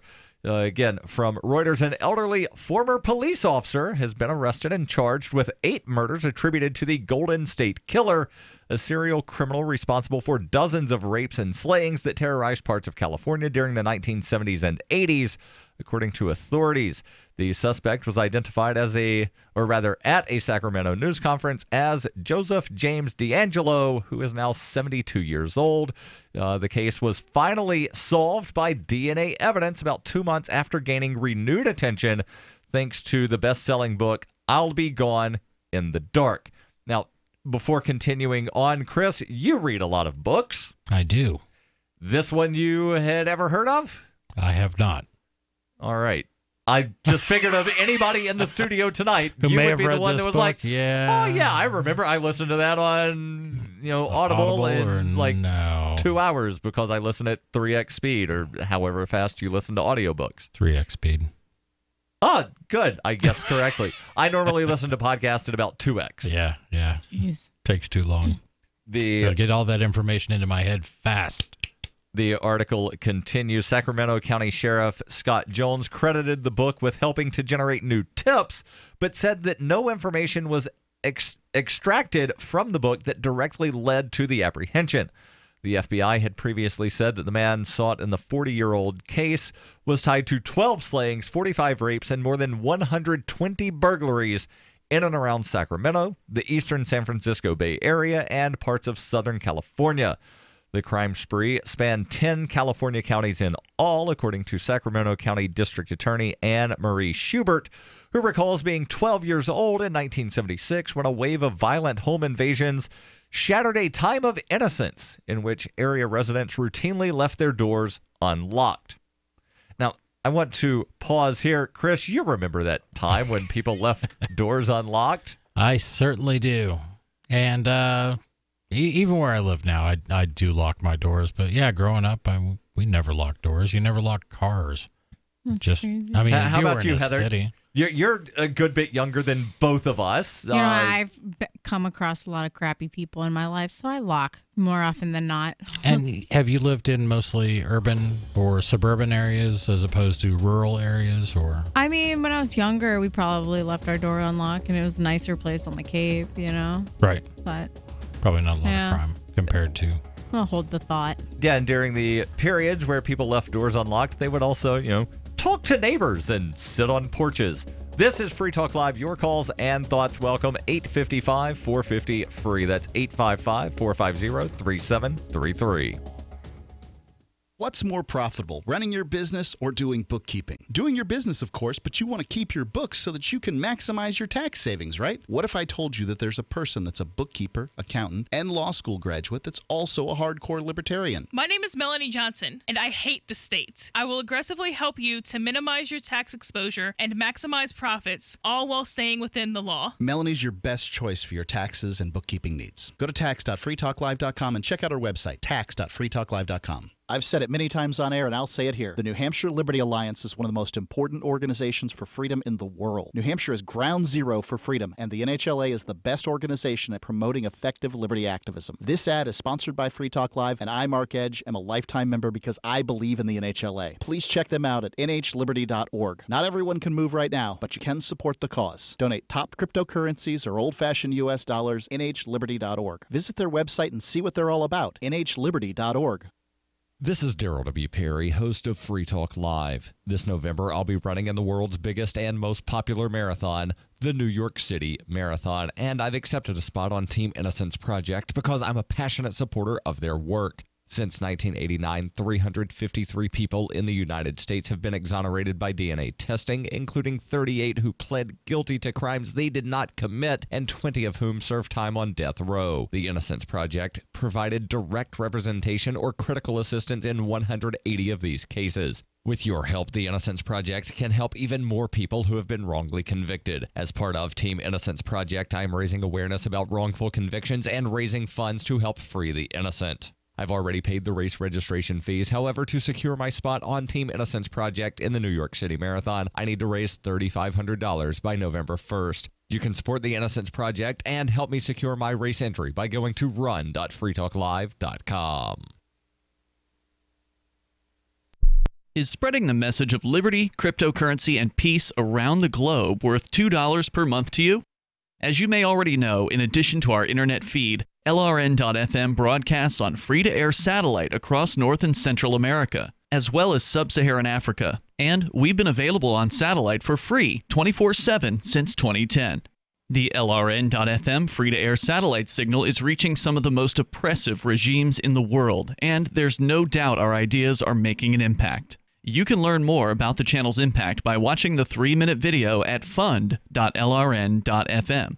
If you'd like to help free minds globally with our ideas of liberty, cryptocurrency, and peace, you can donate as little as $2 per month via fund.lrn.fm. You can help us continue and expand our satellite broadcast to multiple continents. Visit fund.lrn.fm today, and thank you for your help. Don't forget to share the link on social media. That's fund.lrn.fm. Here's a chance to do a little activism while you're cruising Facebook, Twitter, or Google+. Between the LOL cats, the recipes, the hot girls, and the inspirational sunrise memes, Free Talk Live's posts pass by your newsfeed. Like them, comment. It gives us more exposure. If you don't see our posts, click like at facebook.freetalklive.com and then hover over it to click Get Notifications. It's an easy way to spread the ideas of liberty a bit further. I know you're busy, but you can spare that tenth of a calorie it takes to click on something. facebook.freetalklive.com. Radio is the most personal of mediums. I exist right now in your head. If you listen to Free Talk Live regularly, you know me. Free Talk Live is on more than 160 radio stations around the U.S. and has been downloaded on every continent around the world. Hundreds of thousands of listeners with ad packages from $600 a month to $6,000 a month. Imagine what we can do for your business, project, website, or idea. Email me, mark@freetalklive.com. Help get LRN.FM into more ears. Visit promote.lrn.fm for a free bumper sticker, flyers, banners, graphics, and more. Promote.lrn.fm.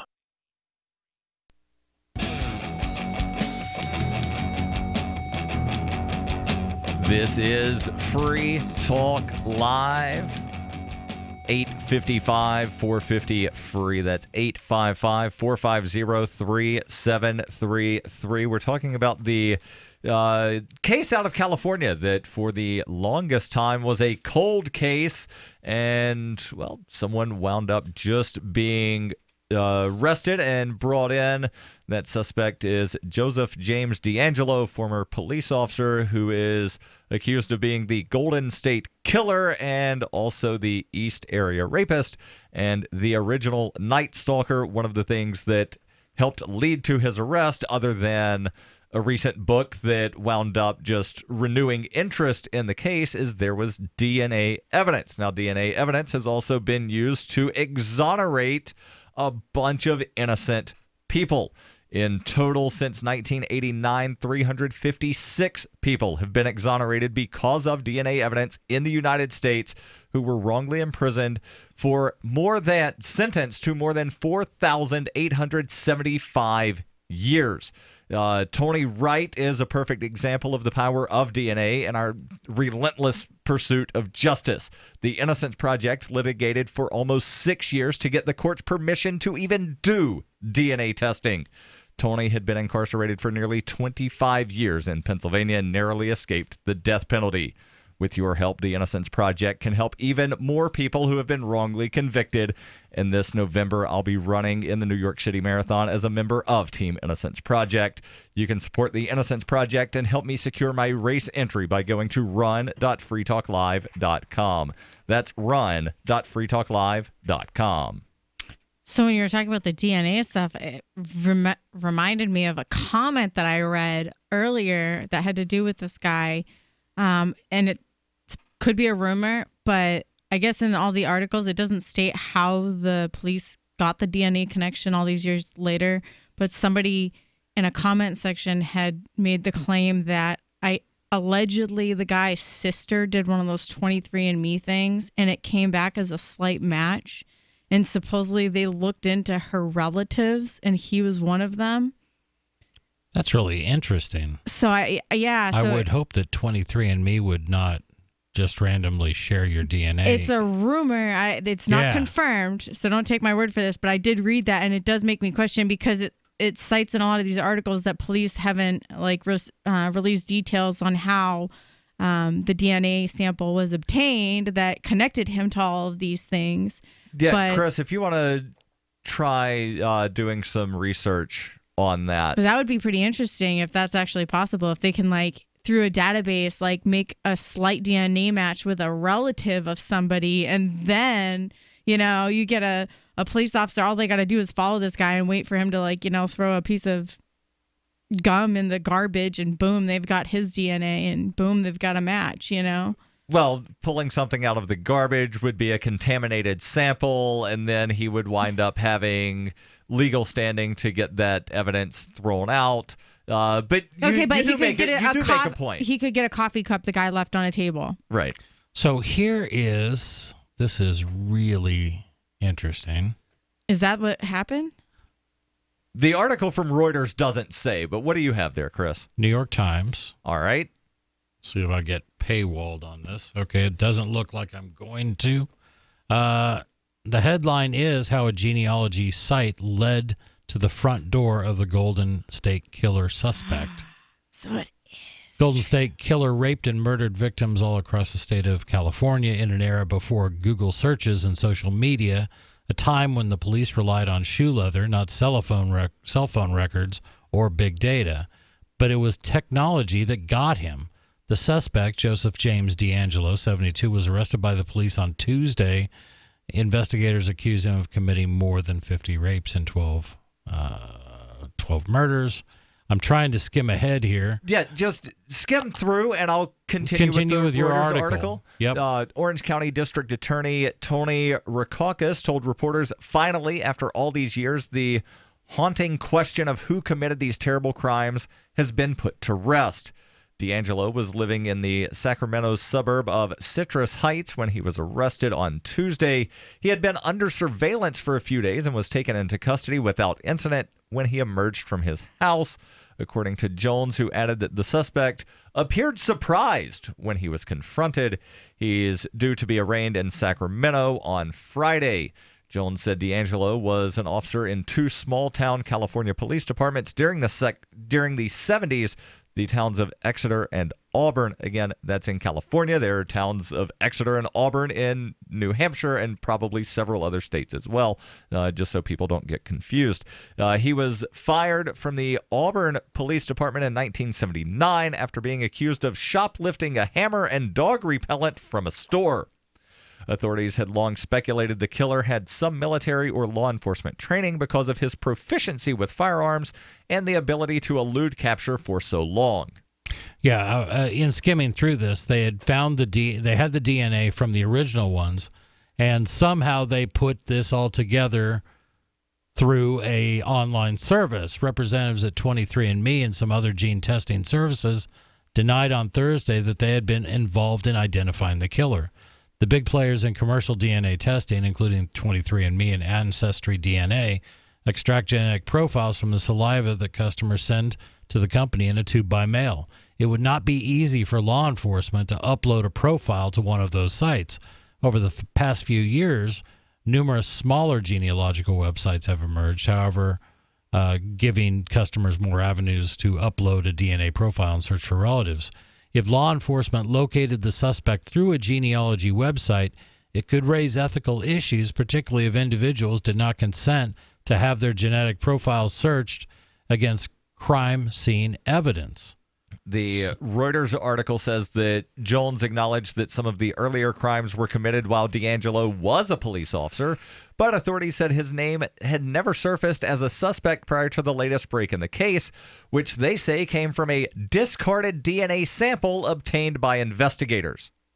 So the authorities aren't saying we went to 23andMe. They're saying, oh, we found some DNA that then maybe we it is forgot true about. because the comment I read saying they got a partial match because of his sister did the 23andMe thing, and that it was because of that the DNA was ever so slightly different, that they went from her to being like, okay, does she have any siblings? Like, what would the next step in this DNA still be? just sounds like complete speculation, whereas It makes we sense, found though, some everything you just evidence. keep reading. But having listened to enough podcasts about people that have been exonerated because of DNA evidence, that they found some discarded evidence and was like, oh, well, let's test this.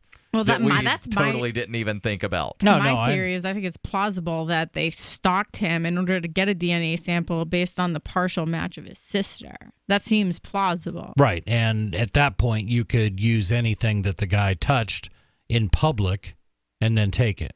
So if you go and drink a soda in a McDonald's and you go and throw your soda away and the cop comes in behind you, grabs the soda, gets a little bit of saliva off the straw, that's yours. Well, now they arrested him too, and they swab his cheek, and they got a solid match. You know what I mean? But the question is whether this is fruit of the poisonous tree, and that's my concern in this conversation. There's more from this article from Reuters, plus your calls and thoughts. Welcome. 855-450-FREE. That's 855-450-3733. Plus, coming up, Alexa might be self-aware.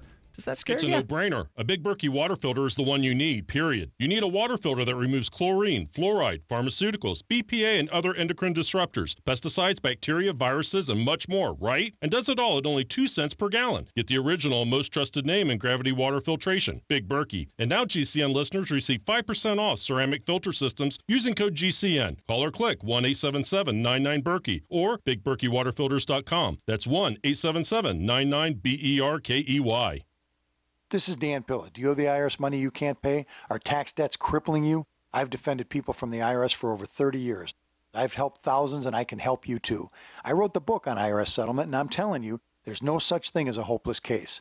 Call 800-34-NO-TAX to finally get free of IRS debt. With the IRS's new programs, there's never been a better time to solve your problem. Call 800-34-NO-TAX. That's 800-34-NO-TAX, or my website, danpilla.com.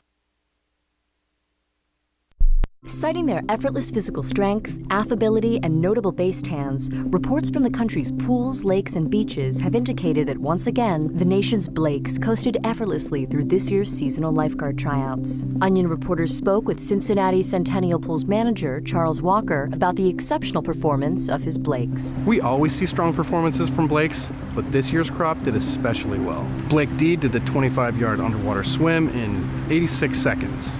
Blake S and Blake C both carried subjects 40 yards without breaking a sweat.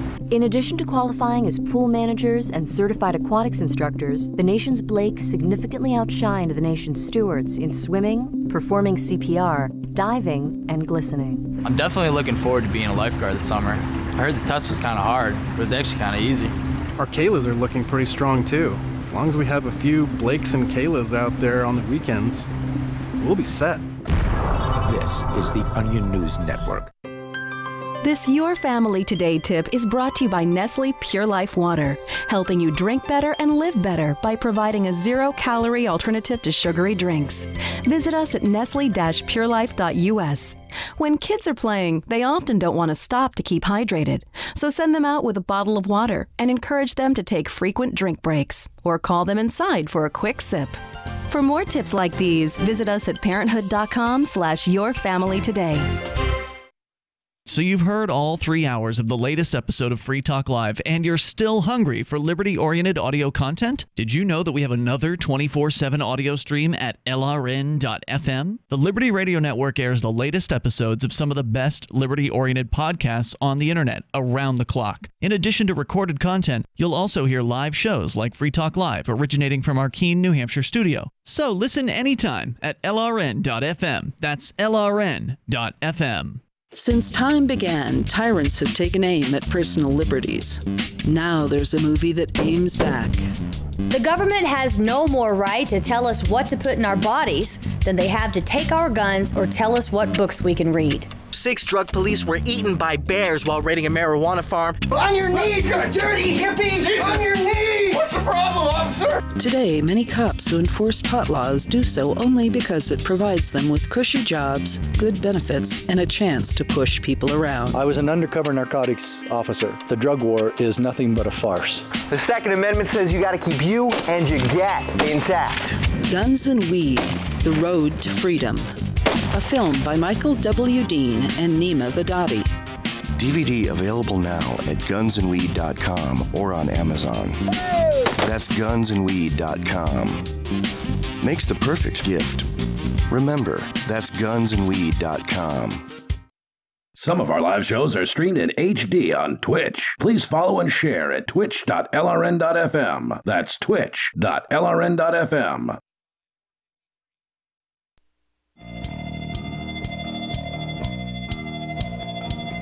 This is Free Talk Live.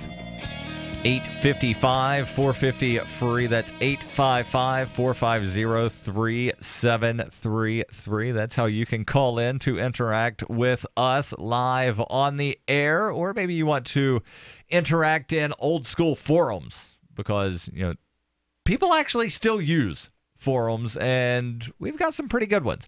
Head over to forum.freetalklive.com. That's forum.freetalklive.com.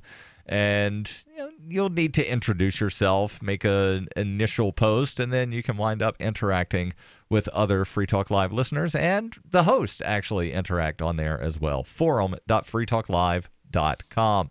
So we've been talking about the Golden State Killer, who was also referred to as the East Area Rapist and the original Night Stalker. Suspect has been arrested in that case. 72-year-old Joseph James D'Angelo, former police officer who, according to prosecution, was actually working as a police officer during some of the rapes, murders, and burglaries. And again, there's a question about exactly how police figured out that it was D'Angelo.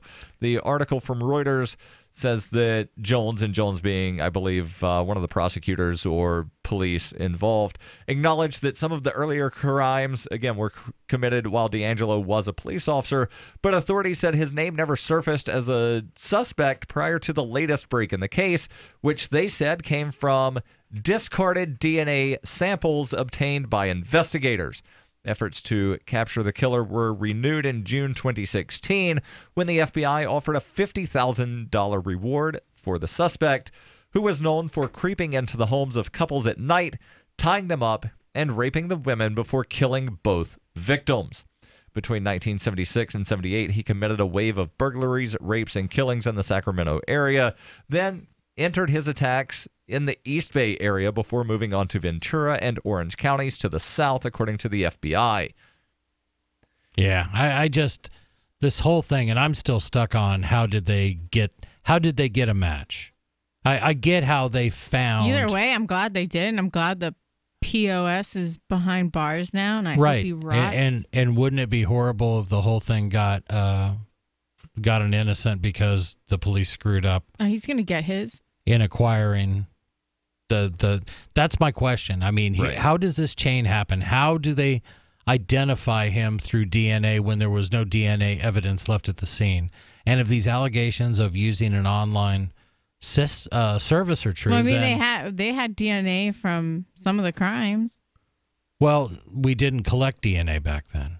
But they would collect evidence. So they would collect evidence, and they may have had that. They would keep semen, stuff of that sort. They would have rape kits and stuff. But what they're saying here... But the testing for DNA was not a thing until the early 90s. Right. So you could not do DNA test in 1976 when some of these crimes were committed. Right, but there's this allegation out there, and this New York Times article talks about it, that somehow through one of these online services, and Heather, you had read something too that said that somebody showed up in a match that looked like it was related to this other person, and then they started looking at, so they had the original DNA from back when the crimes were occurring, and then they search this database and they find this very close match of this other person who it looks like maybe they're related to who this original DNA was from, the killer. And then they look at all the people around this person, relatives, close relatives, and they get this guy. I mean, I just see a tremendous number of possibilities for laws to be broken,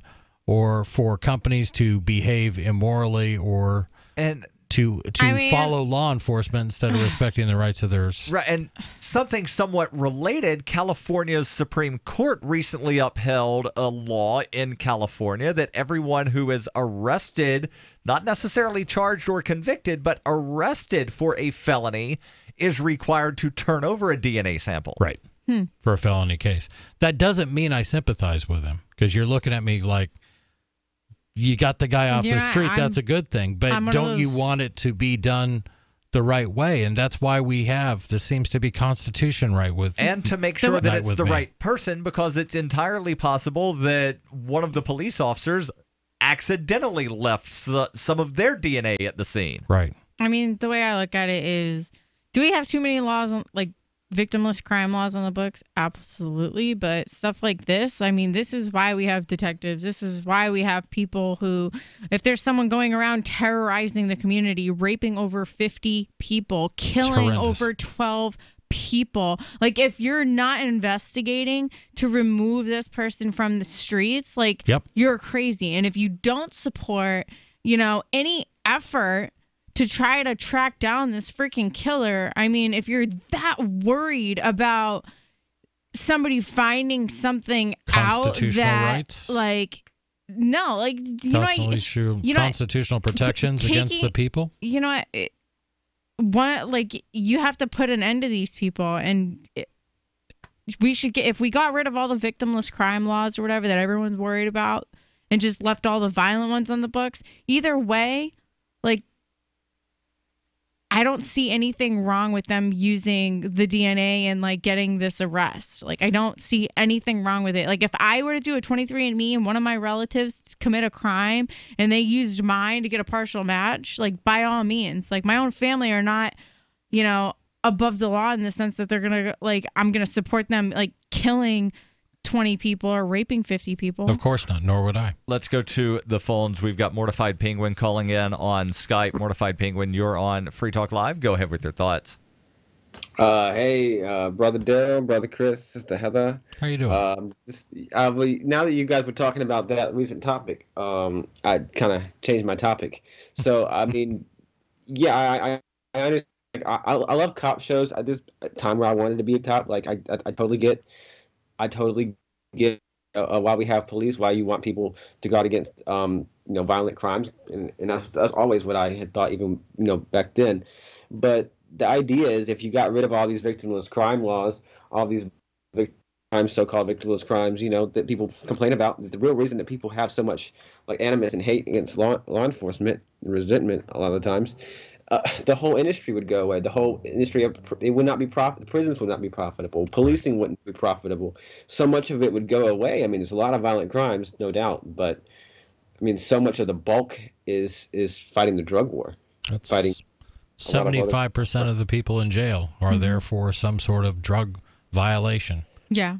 I mean, but that has nothing to do with like drug war, totally separate from a serial killer and a serial rapist. Like, right. I'm not justifying. But you're the one that brought up victimless crimes. Yeah, and in the sense that I don't think police, using whatever for victimless crimes, I think there's a time and there's a place. And this is a time in which case any detective on this case is justified, in my opinion, in using, if they have a lead and following that lead to get to this guy.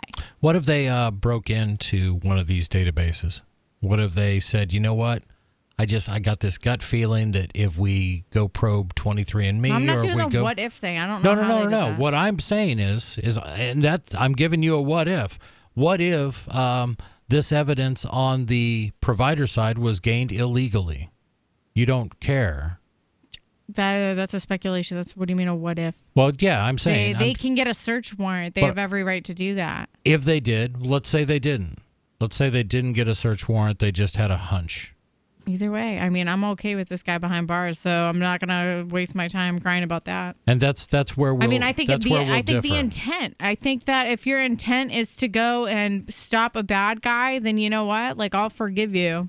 How about if I just something happens in my town and we send the police out to go search every house? I mean, it's unfortunate. You do. It happened in Watertown. It would be very unfortunate. It happened in. That's the common thread. Now wait a minute. I see that on the third. I mean, no, there's no pleasing everyone. Hold that We're thought. We're going to hold you over. Pleasing everyone. Yeah, and hopefully whatever's going on with your connection winds up clearing up because you were kind of dropping out there. Your calls and thoughts welcome. 855-450-FREE. That's 855-450-3733. What are your thoughts on police just using hunches and violating rights to get a bad guy? This is freetalk.org. The Bitcoin.com wallet is a simple and powerful, full-featured wallet that allows you to send and receive Bitcoin Cash and Bitcoin Core with anyone, anywhere in the world. It supports both single and multi-signature wallets and is available in multiple languages. The Bitcoin.com wallet is available on Windows, Linux, Mac, Android, and iOS devices. Learn more at wallet.bitcoin.com. You've seen crazy diets to lose weight. At GCN Team, our healthy body weight loss system simply neutralifies the body, bringing down cravings. It has been proven that nutritional deficiencies drive appetite for carbs, sugars, and fats. Lose weight the easy way. Find us at gcnteam.com or call 877-878-4203. Fighting cravings is a fool's game. Give the body what it needs to be satisfied. Again, 877-878-4203. That's 877-878-4203. Fellow Patriots, my name is Todd Savage, founder of BlackRifleRealEstate.com. Like you, I was a prisoner of the alt-left sanctuary state until one day I chose to lead my family to freedom. Today we live on a sustainable 20-acre homestead where we shoot, hunt, garden, and homeschool our children without the tyranny of the nanny state looking over us. If you're ready to flee the city to the freedom of Idaho or Montana, our Black Rifle Real Estate team is here to help. Go to BlackRifleRealEstate.com. That's BlackRifleRealEstate.com.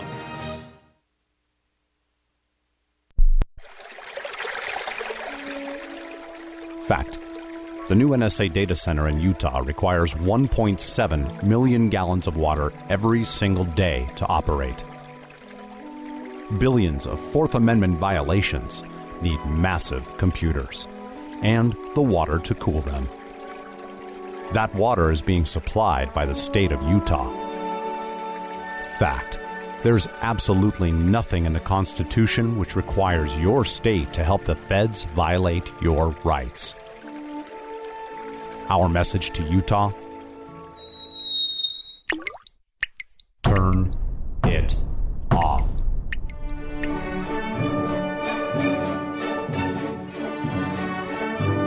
No water equals no NSA data center. Visit offnow.org.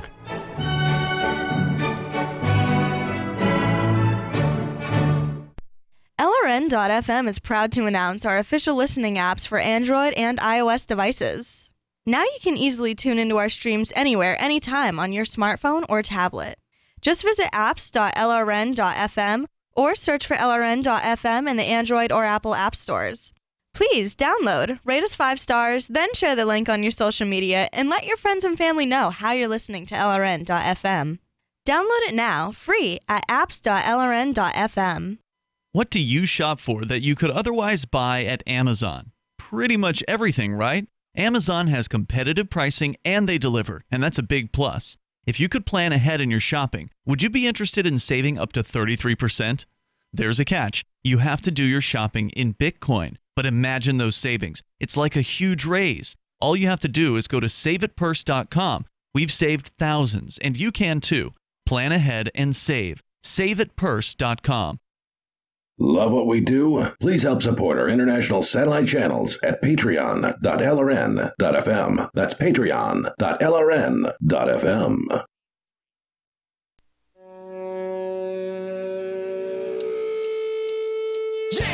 This is Free Talk Live.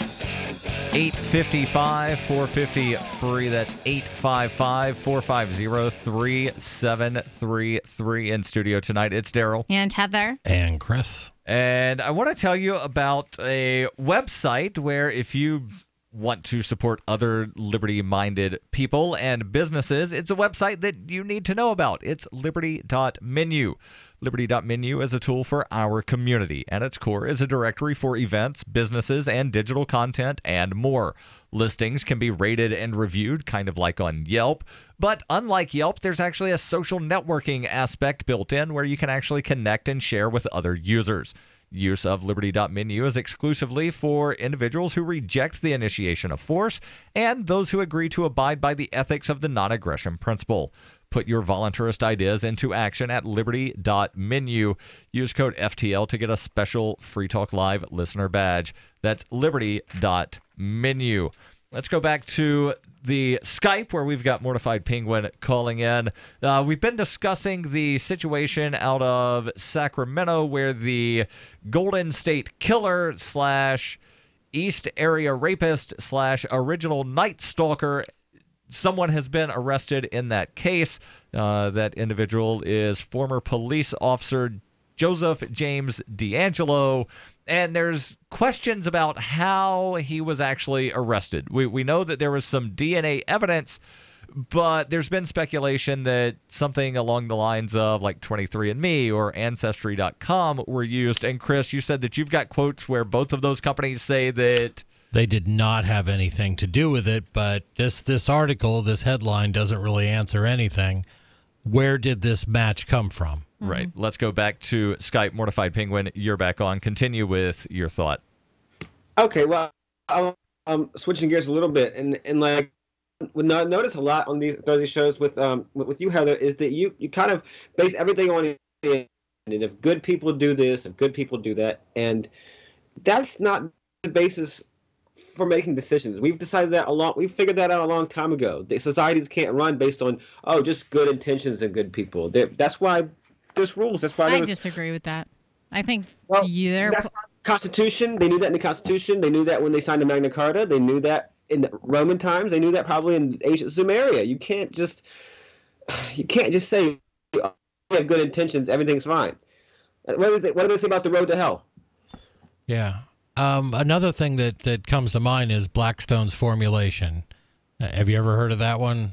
Darryl, I'm sure has. I've heard of it, but I don't recall what it is, and I'm guessing there are a lot of listeners that also aren't familiar. But Blackstone's formulation, it's told various different ways, but it was basically, and Blackstone was an English jurist in the 1700s who wrote Blackstone's Law Dictionary and a lot of things like that. But the quote is, it's better that 10 guilty persons escape than one innocent suffer. And it's the idea that prosecution and proof of a crime and proof of guilt, the bar has to be so high that you're likely going to have guilty people get away with it than you've actually accidentally prosecuted the wrong person. And that's been a real tenet of our founding fathers, and that's why we do have things like the Fourth Amendment and stuff like that. It's stuff that, on the face of it, you go, what do you mean? Why would you let 10 murders go free just to protect one innocent person? But if you think about it, that innocent person could be you. Go ahead with your...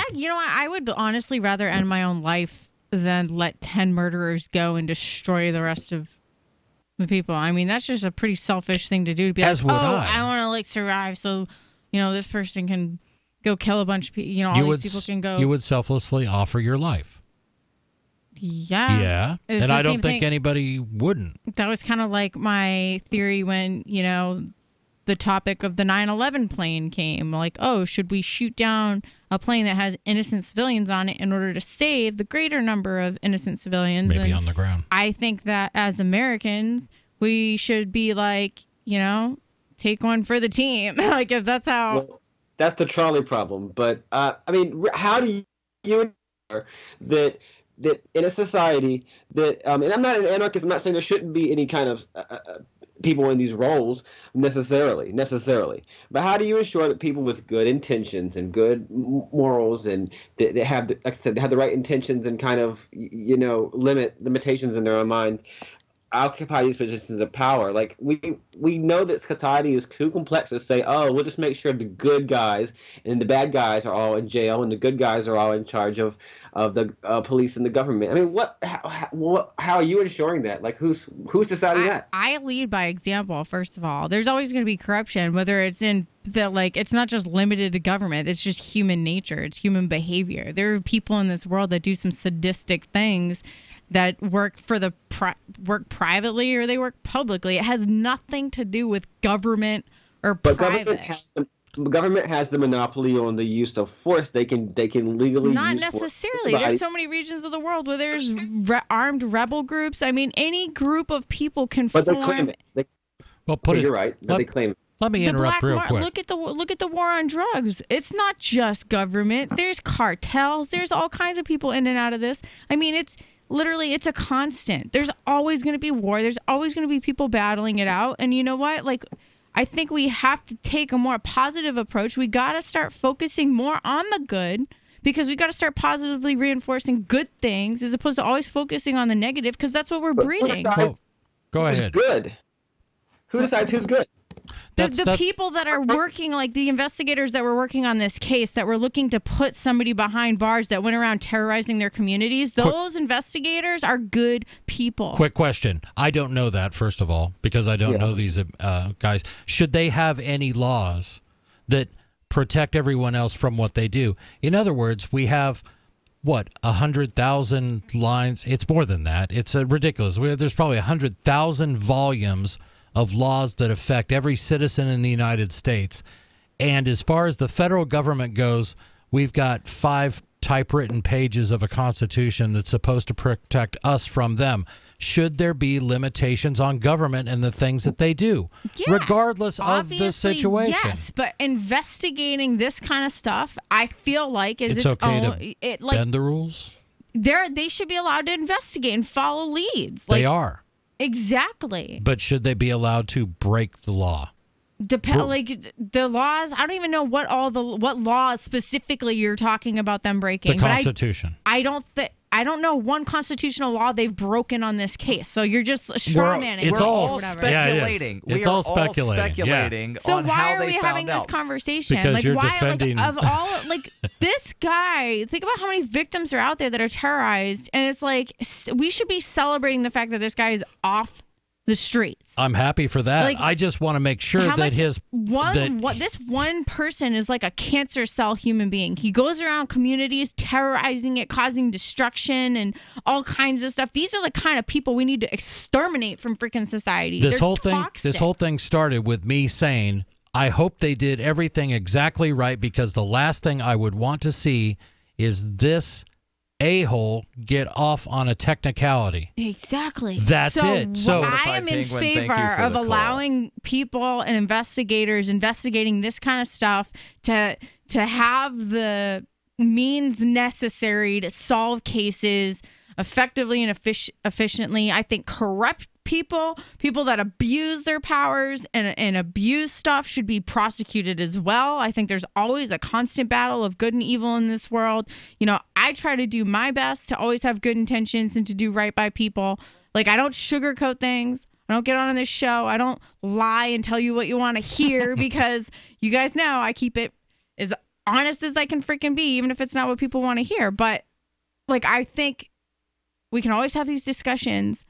But at the end of the day, they have to do what they have to do in order to solve these cases, because these people are toxic for our community. Article from NPR says that Sacramento County District Attorney Anne Marie Schubert said there was a break in the case 6 days ago, but authorities have not revealed how they came to suspect the former police officer. So all of the statements of, I heard 23andMe did something, or I heard Ancestry, where both of those companies said they weren't involved. Right. It's all speculation that one of those companies was involved. Right. But again, you have the New York Times, which, what's their byline? All the news that's fit to print. I don't felt know it was worth the story to at least say this conjecture's out there, and I'm assuming that they're sourcing this somehow. That there was something that prompted them, other than like a post on Reddit, to come up with this story. So I'm really anxious to do this. To be clear, I'm glad this guy got busted. I hope he's the guy who did it, and I hope the prosecutors did it exactly by the book. By the book, I mean the Constitution, and this guy does not get his case overthrown and walks free. Your calls and thoughts welcome. 855-450-FREE. That's 855-450-3733. This is Free Talk Live. It's about time something new came along for better selling and buying online. And I found it. What now, Marge? It's buysellmakeoffer.com. Never heard of it. It's a brand new company. That's why you've never heard of it. It's the newest and best way to sell any products online. I did all the research. Sell my car? Yes. Our home? Yep. My golf bag? Your golf clubs. All of them. How about your purse collection hoard? Hey, now. You said any product. Right. I did. We get 30 days free. Really? Packages starting from only $9.95. And buysellmakeoffer.com will never charge item fees, ever. Never. And this is cool. Listen to this. You can even use Skype or video to show your items. That's cool. Yes. All we have to do is go to the website, sign up, and then load our stuff to sell. I love this site. BuySellMakeOffer.com. BuySellMakeOffer.com. You got it? BuySellMakeOffer.com. BuySellMakeOffer.com. Better selling, better buying.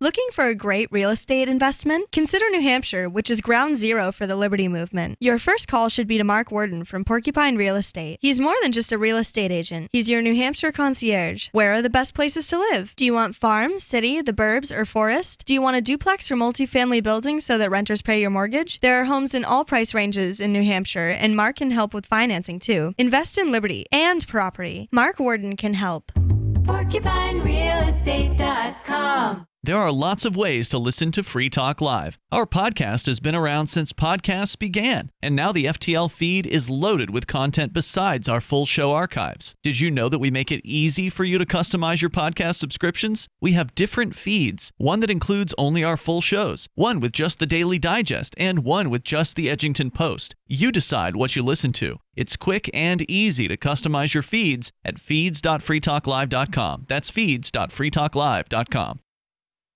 You're listening to the live edition of Free Talk Live. Hour number 3 is next after the news here on the Liberty Radio Network at LRN.FM.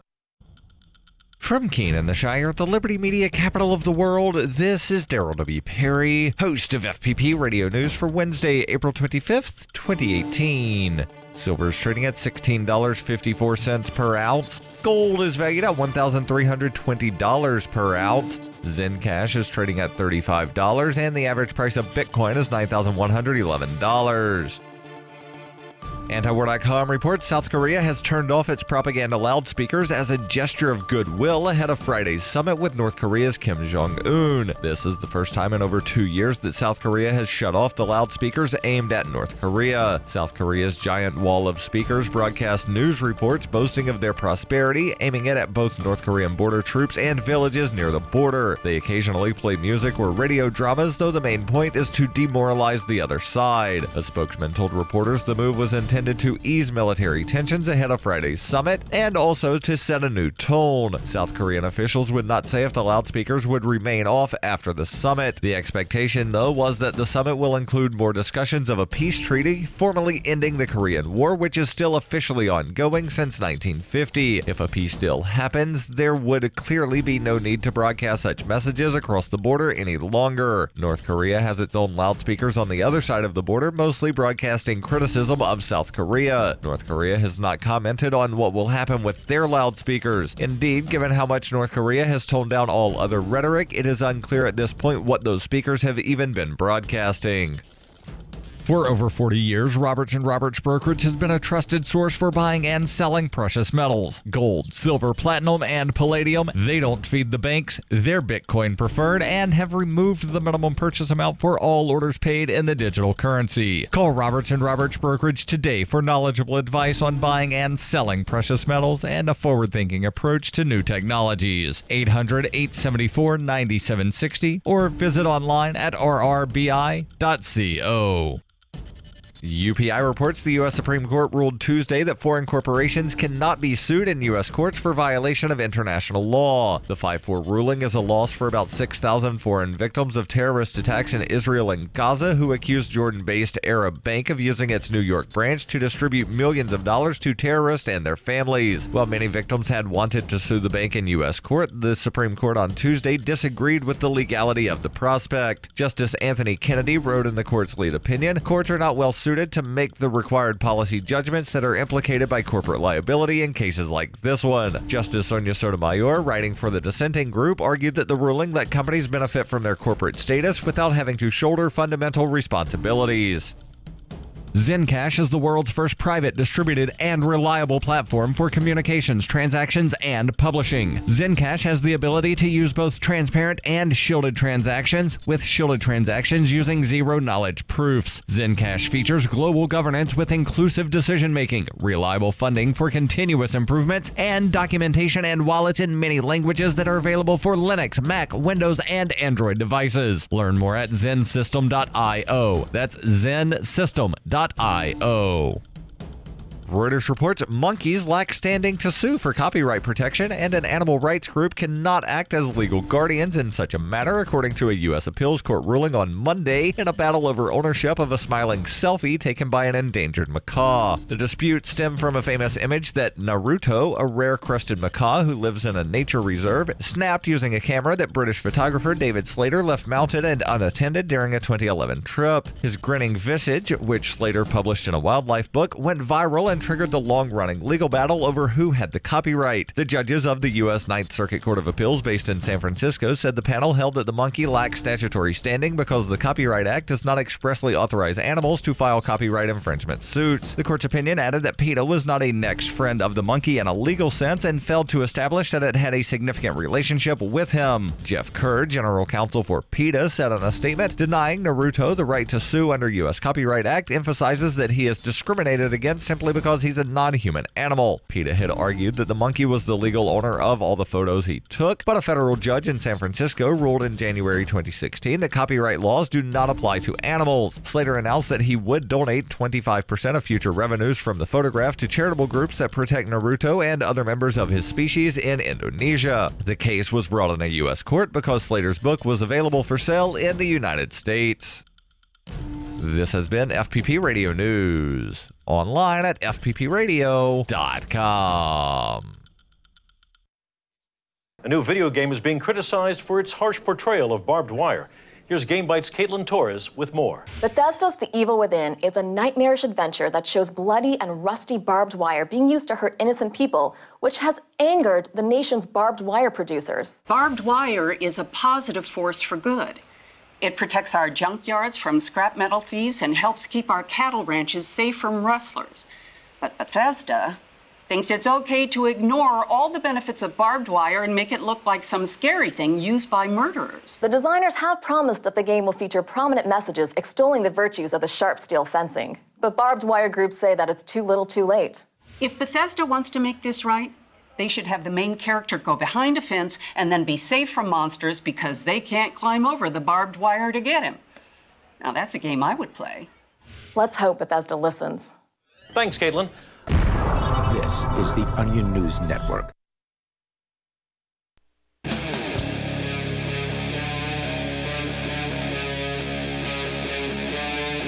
Free Talk Live.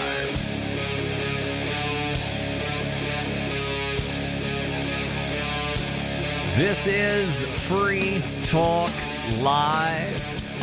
855-450-FREE. That's 855-450-3733. Kicking off our number 3 in studio tonight. It's Darryl. And Heather. And Chris. And Heather, you brought in a story about a proposal in California. And generally, I don't like discussing legislative proposals just because so many of them never actually wind up going anywhere other than just being filed as a proposal.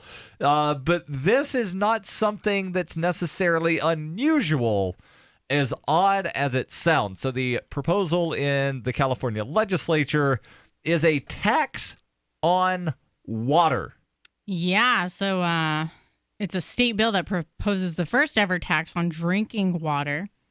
I'll get right into this. It says, the first ever proposed tax on water usage is making its way through the California State Assembly. And it's funny because whenever these crazy bills come out, it's usually always California. Or New York or Florida. California, though, is a bellwether state for crazy laws. Yeah. So SB 623, and it's titled Safe and Affordable Drinking Water Fund. The SAD Water Fund. It's the SAD Water Fund. Yes, the SAD Water Fund. Safe, affordable drinking. SAD Water Fund. The SAD Water Fund bill. All right. So this SAD bill would charge every household in the state an additional 95 cents a month, which would pay to operate treatment plants in rural areas where water is polluted. Under existing law, the California Drinking Water Act requires that the State Water Resources Control Board provide resources ensuring drinking water safety, and the tax would supply money for the fund to finance water improvement projects throughout the state. All right, so I'm confused about some things here. They need more money. No, I know they need more money. It's California. They always need more money. And pretty soon they'll find out that, they're running out of other people's money. But it seems as though this is just a flat fee. It's not actually going to be charging people based on their usage of drinking water, just that, well, you have the capacity to drink water, so therefore give us 95 cents a month. It's a flat rate. It's not per bottle. It's not. Well, the way a lot of things work, because I'm guessing that they have a water bill of, you're getting water and we have a way to measure how much water comes into your house. They're not saying we're charging a penny per 1,000 gallons. Right. They're not saying we're charging, a tenth of a cent per 1,000. They're just saying you have water 95 cents a month. So it's not an actual usage fee in the sense of what people think of usage fees. Yeah, it's a tax. It's a tax. Yeah. Well, right, but even a lot of taxes are based on, some kind of value or so property taxes based on the value of the house. Doesn't matter. Vehicle taxes are based in a lot of places on the value of the vehicle. Doesn't matter. Fuel taxes based on the amount of fuel that you purchase. Doesn't matter. Taxes are taxes.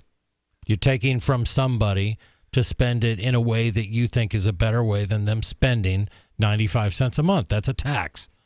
I'm sorry. I'm just trying to come up, and I'm not justifying the tax. I'm just trying to come up with some kind of rationale for how they decided just charge everybody the same amount instead of make it, somewhat relative to the amount of water people use. Let's see what the So it kind of story touches says. Go on ahead. that. So it says the 95 cents a month is supposed to pay to operate treatment plants in rural areas where water is polluted.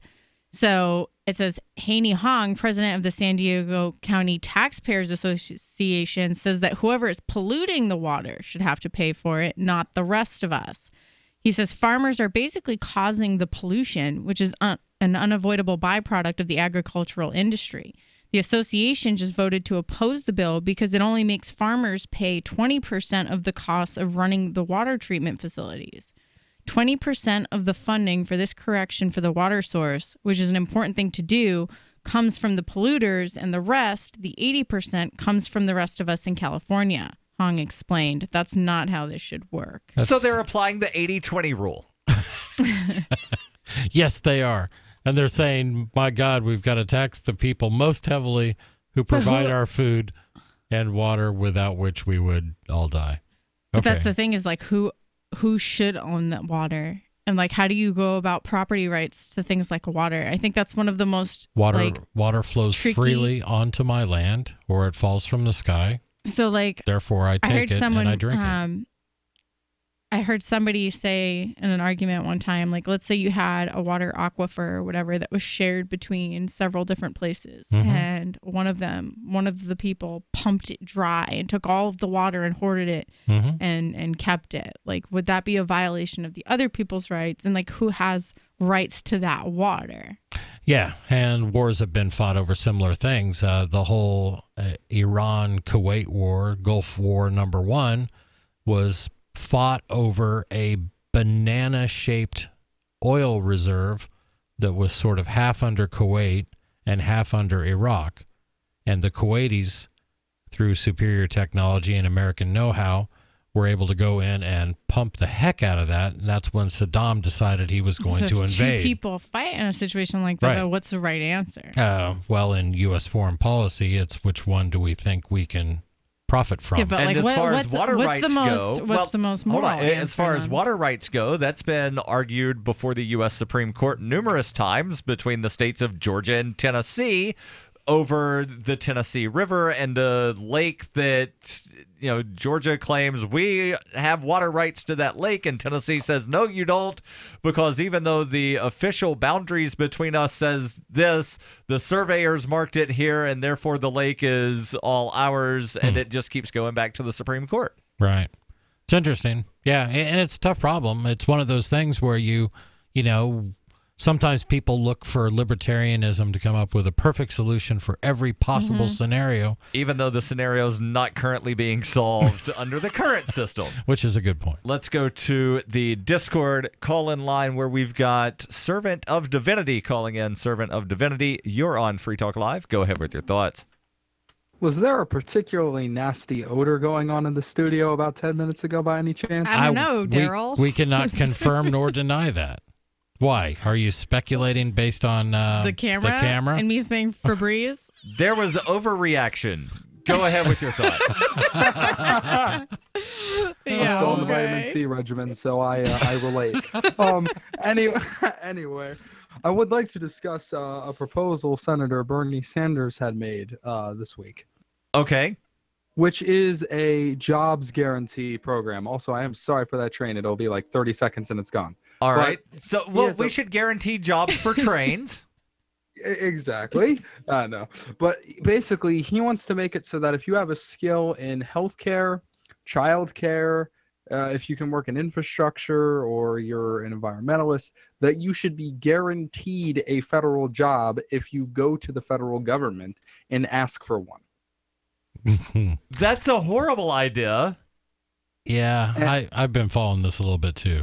This is the first I've heard of it, but guaranteeing if you ask the federal government for a job, they have to give it to you because I'm Bernie Sanders. Oh, you haven't followed. We should cover this one of these nights. Go ahead, Stefan. It is a fundamental right to work a job. No, basically, he claims that, I had watched one of his speeches on the congressional floor about this, and he was saying that we could eliminate the problem of unemployment altogether if a job was simply a right, where if you were unemployed, if you could just go to the government and get a decent paying job. He wants these jobs to pay $15 an hour.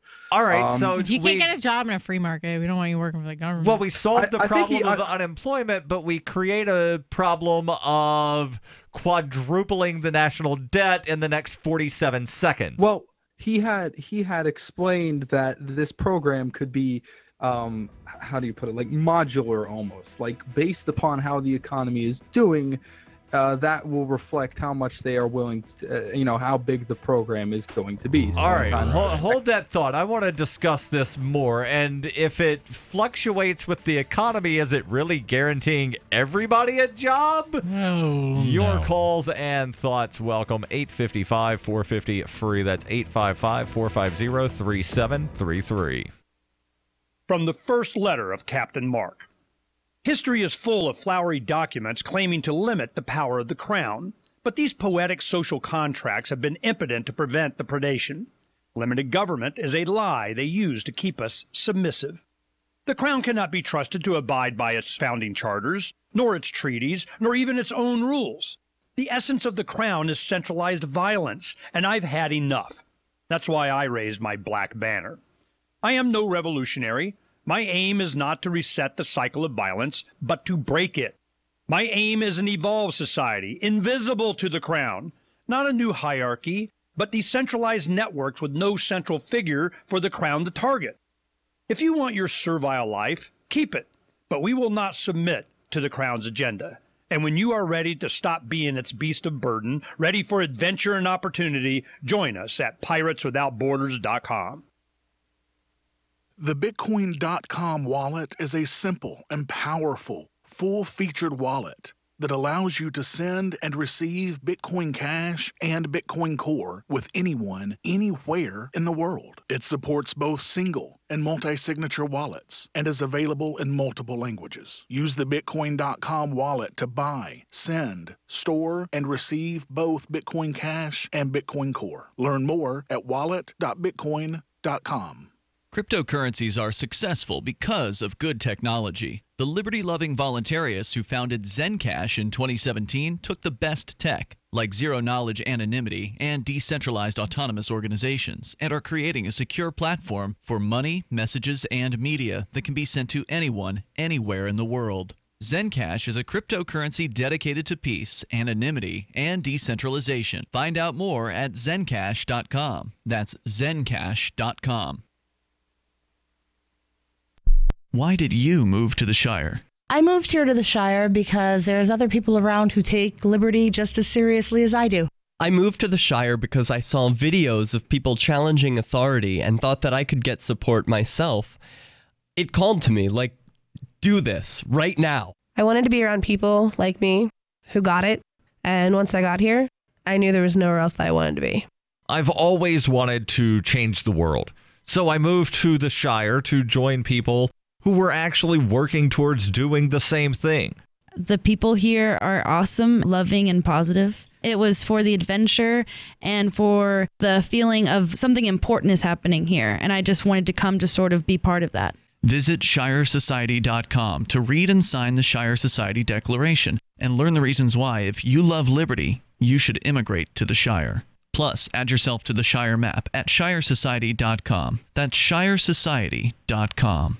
LRN.FM now has a Discord. Discord is a free text and voice chat platform, and we now have our own server with a bunch of channels at discord.lrn.fm. You can join other listeners as they chat about various things during our live shows, or anytime, day or night. Discord software is available cross-platform, so you can have it on whatever device you want and take your chats anywhere. Join our Discord at discord.lrn.fm. That's discord.lrn.fm. Are you tired of governments murdering people around the world? Stop using their money. There is an alternative. Bitcoin is a stateless, free market, non-political currency. Bitcoin cannot be inflated or controlled by any government. By using their money, you are helping the state. Stop doing it! You have an incredible alternative available now. Learn it, use it, spread it. Get started with Bitcoin at bitcoin.com. That's bitcoin.com.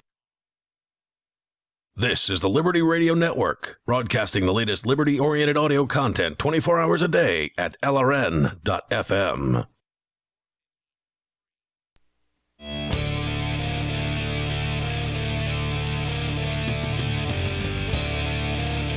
This is Free Talk Live. 855-450-FREE. That's 855-450-3733. We'll go back to the phones here in just a second. But as you probably know, if you've listened to Free Talk Live in the past, you know that we're fans of cryptocurrency. And one place that you can go to get all kinds of news about various things in the cryptocurrency world is news.bitcoin.com. Headline from just a couple hours ago about a new political party in Ukraine that intends to fund itself only with cryptocurrencies, and according to the article, quote, vowed to never accept money from the oligarchs.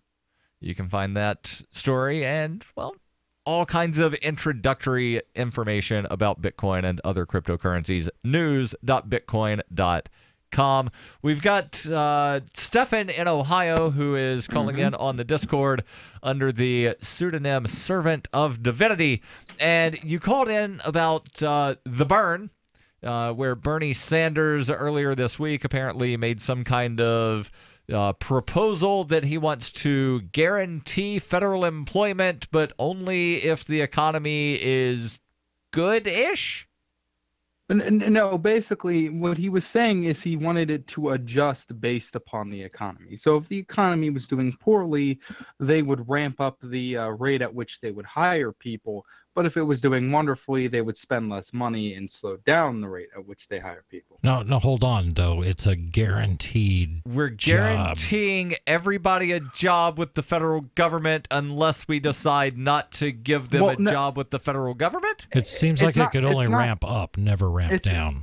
It's not quite like that. Basically, his idea is that if the economy is doing well, people won't want the government job anyway, and they'll go into the private sector and they'll be able to spend That's less money on the why program. nobody joins the military or gets a job with the FBI or anything else, because they don't want a federal government job that basically guarantees that they never get fired. Yeah, well, I understand a lot of the criticisms, and I would agree. Yeah. I think this is pretty, I think even this is radical, even for the progressives. Right. Because I mean, Bernie Sanders sitting there looking like the principal from Beavis and Butthead, all like, oh, we need jobs everywhere. I don't think people would agree that a job is right, because what is a job? A job only exists because there is a need for it. And if we are artificially creating the need for a job, then they're not really, then people aren't really going to benefit from these jobs. Right. And They're welcome back force to us to need more services. Right. Welcome back to FDR. I mean, this is how we built dams and bridges and failed irrigation systems in Idaho. Just to put people to work, the government decided under Franklin Delano Roosevelt that we were going to have jobs programs and we were going to come up with all these big, huge things and hire lots of people to do it. And what happened? I mean, it kept us in a Great Depression longer than we would have ever been without these things. They ended up being huge programs that were temporary when they said it, yet they're still around today. You know, who was it that said there's nothing so permanent as a temporary government agency? Well, I said Calvin Coolidge or one of those guys, but not that it really matters, but right. it's a truthful statement. Yeah, but again, this goes back to socialism, and that's what Bernie Sanders proudly proposes. No, it's democratic socialism. Because we voted for it. Right. I love that. But it's socialism. Some would make the argument that we could use infrastructure jobs at the moment, and that if we guaranteed people infrastructure jobs, that it would be beneficial to all of us, and that we wouldn't have to worry because these jobs we're all going to reap the benefits from it. So why wouldn't you want it, you selfish libertarian? Because, well, I don't know. Let me look at the government's track record at building anything. When the government needs to build important things, they tend to go to the private sector. When they try to do things on their own, it always ends up costing more and being of lower quality. And now this reminds me of something that I did hear about a couple days ago, where was it Norway that was doing one of these UBI. Tests for universal basic income? Finland. That was Finland. They were planning to do a 24-month test and wound up cutting it short after 14 months because they said the only way to keep it going was to raise taxes by 30%, and there's not 30% that they can raise taxes. Well, universal basic income, I think, is slightly, a bit of a different issue altogether. Yeah, if you're universally guaranteeing that everybody gets a job, then that's basically a UBI. Well, yeah, except UBI you don't have to work for, though. Right. Some proponents of universal basic income say that, that's just simplifying entitlements. Instead of giving out all the entitlements, just give out the money. But, right. But if you're giving somebody a job that they can't be fired from, then isn't that basically UBI? That's the government. Yeah, I don't think we should teach people to be... In a UBI system, people would still get paid regardless of whether or not they work. But then you're kind of teaching people to rely on government for a job, and I don't think that's what you want to do. You want to teach people to be able to be self-sufficient. That's what good government should do anyway. You should be giving people the tools to create their own jobs and allowing them to go off and do their own thing and paving the way. What if they're good government jobs? What if good government provides the jobs? What do you mean? Like, it's not even about that. It's about the fact that I agree with having like a military and having like law enforcement because, I think that everybody in a community benefits from, having... I think if those jobs were volunteer like most fire departments are, I'd be completely okay with that. Stefan, yeah, there's definitely police departments and stuff that are Thanks, man. Thank you overpaid. for the call. Let's go to Greg calling in from Owensboro, Kentucky. Greg, you're on Free Talk Live. Go ahead with your thoughts. And turn down your radio, please. Going to need you to turn down the radio and actually listen to us through the telephone. Okay. Yep. You're good. Go ahead. You're on the Can you radio. hear me? Go ahead. Go ahead, Greg. Yeah, my question is, what job is Bernie Sanders wanting that person to do? I suspect, and I'm looking at the Hill article, and he doesn't get into any specifics, but $15 an hour. You got people that will work and people that won't work. Right. Is set to announce a federal jobs proposal that would guarantee a job with at least $15 per hour and health benefits to every adult American who wants or need one, the Washington Post reports. Okay, well, how much productivity or how much productivity does that one guy, or that one person has to do at that cost to generate enough to justify his job And it's probably more than sitting somewhere watching this big screen or somebody pointing a finger at somebody else. I mean, Well, there's no way it's going to work. right. We know that. You know that. But Bernie Sanders doesn't. He's not concerned with the logic behind it. He wants he wants everyone in America to be taken care of, and he feels that government is the best way to do that. And I believe him when he says that. I believe that he's being sincere. I've seen the guy speak. He's very passionate. I just think he's nuts. Yeah, Greg, thank you. And I agree. I mean, I think when he comes out with these statements, I agree with you guys on this one. Yep, Greg, thank you for the call. Your calls and thoughts welcome. 855-450-FREE. That's 855-450-3733. Anytime, any place, anywhere, radio remains the most intimate of all forms of media. At home, at work, in the car, on smartphones. Over 90% of consumers still listen to radio every week. That makes choosing radio as a place to advertise your business one of the best decisions you can make. Email advertise@gcnlive.com and partner up with an experienced GCN representative. Advertise@gcnlive.com. Easy, affordable, effective. Healthcare reform is confusing. With the loss of the Obamacare mandate, those needing help can now choose an affordable alternative. By joining Liberty HealthShare, you're part of a community of health-conscious Americans all over the country who control their own healthcare costs and choices. Liberty HealthShare is not insurance. It is an association of self-pay patients who unite with like-minded people to share the cost of their medical needs. Neighbor helping neighbor. Learn more now by going to libertyoncall.org. That's libertyoncall.org.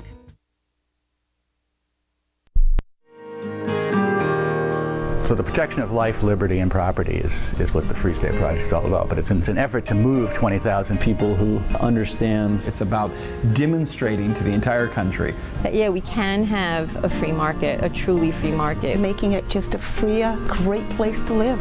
It's the world's largest voluntarist libertarian community, and it's only getting bigger. That's amazing, to be able to move to a place where other people passionately believe in being free and independent. What the Free State Project is managing to do, though, is to put their money where their mouth is. It's physically getting up across the country and saying, let's go someplace and let's demonstrate the power of these ideas. There's a lot of kind of philosophy that surrounds liberty. There's a lot of thinking about it and talking about it. But here in New Hampshire, people are doing it. 101 Reasons Liberty Lives in New Hampshire, a documentary by Free State Project early movers. Watch it free at 101reasonsfilm.com. 101reasonsfilm.com.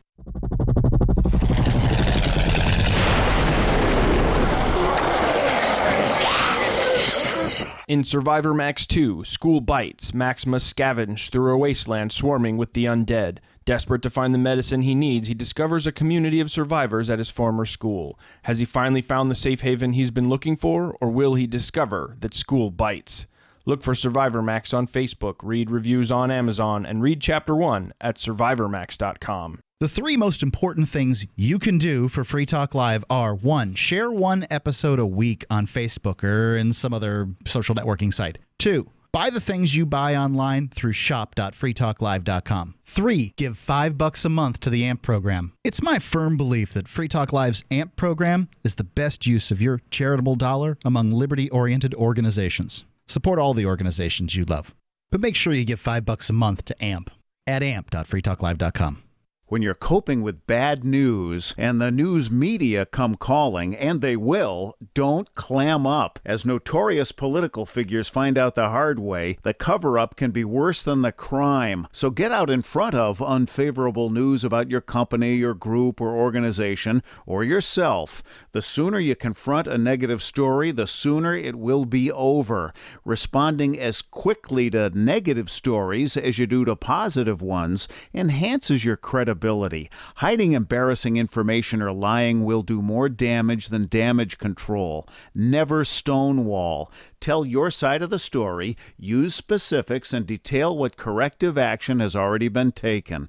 Respond in kind. If the issue is emotional, don't sound like a cold, unemotional Mr. Spock. For more tips on critical communication skills for the way things are now, hit survivalspeech.com. I'm Holland Cook. You can sign up to receive the latest about the Liberty Radio Network via our email updates at updates.lrn.fm. That's updates.lrn.fm. This is Free Talk Live. 855-450-FREE. That's 855-450-3733. In studio tonight, it's Darryl. And Heather. And Chris. And we'll get back to the phones in just a second. We've been talking about the California water tax proposal. Bernie's plan to wind up giving everybody a federal job, except for when he's not giving everybody a federal job. Plus, earlier on, we were talking about the Greyhound situation where they're allowing the feds to violate passengers' rights. And if you ever want to go back and re-listen to a show, you can do that. Head over to listen.freetalklive.com, and then you can find the archives from there where, let's say you don't have 2 hours to listen to an entire show for the night, and that's roughly how long a show is, absent all of the commercials.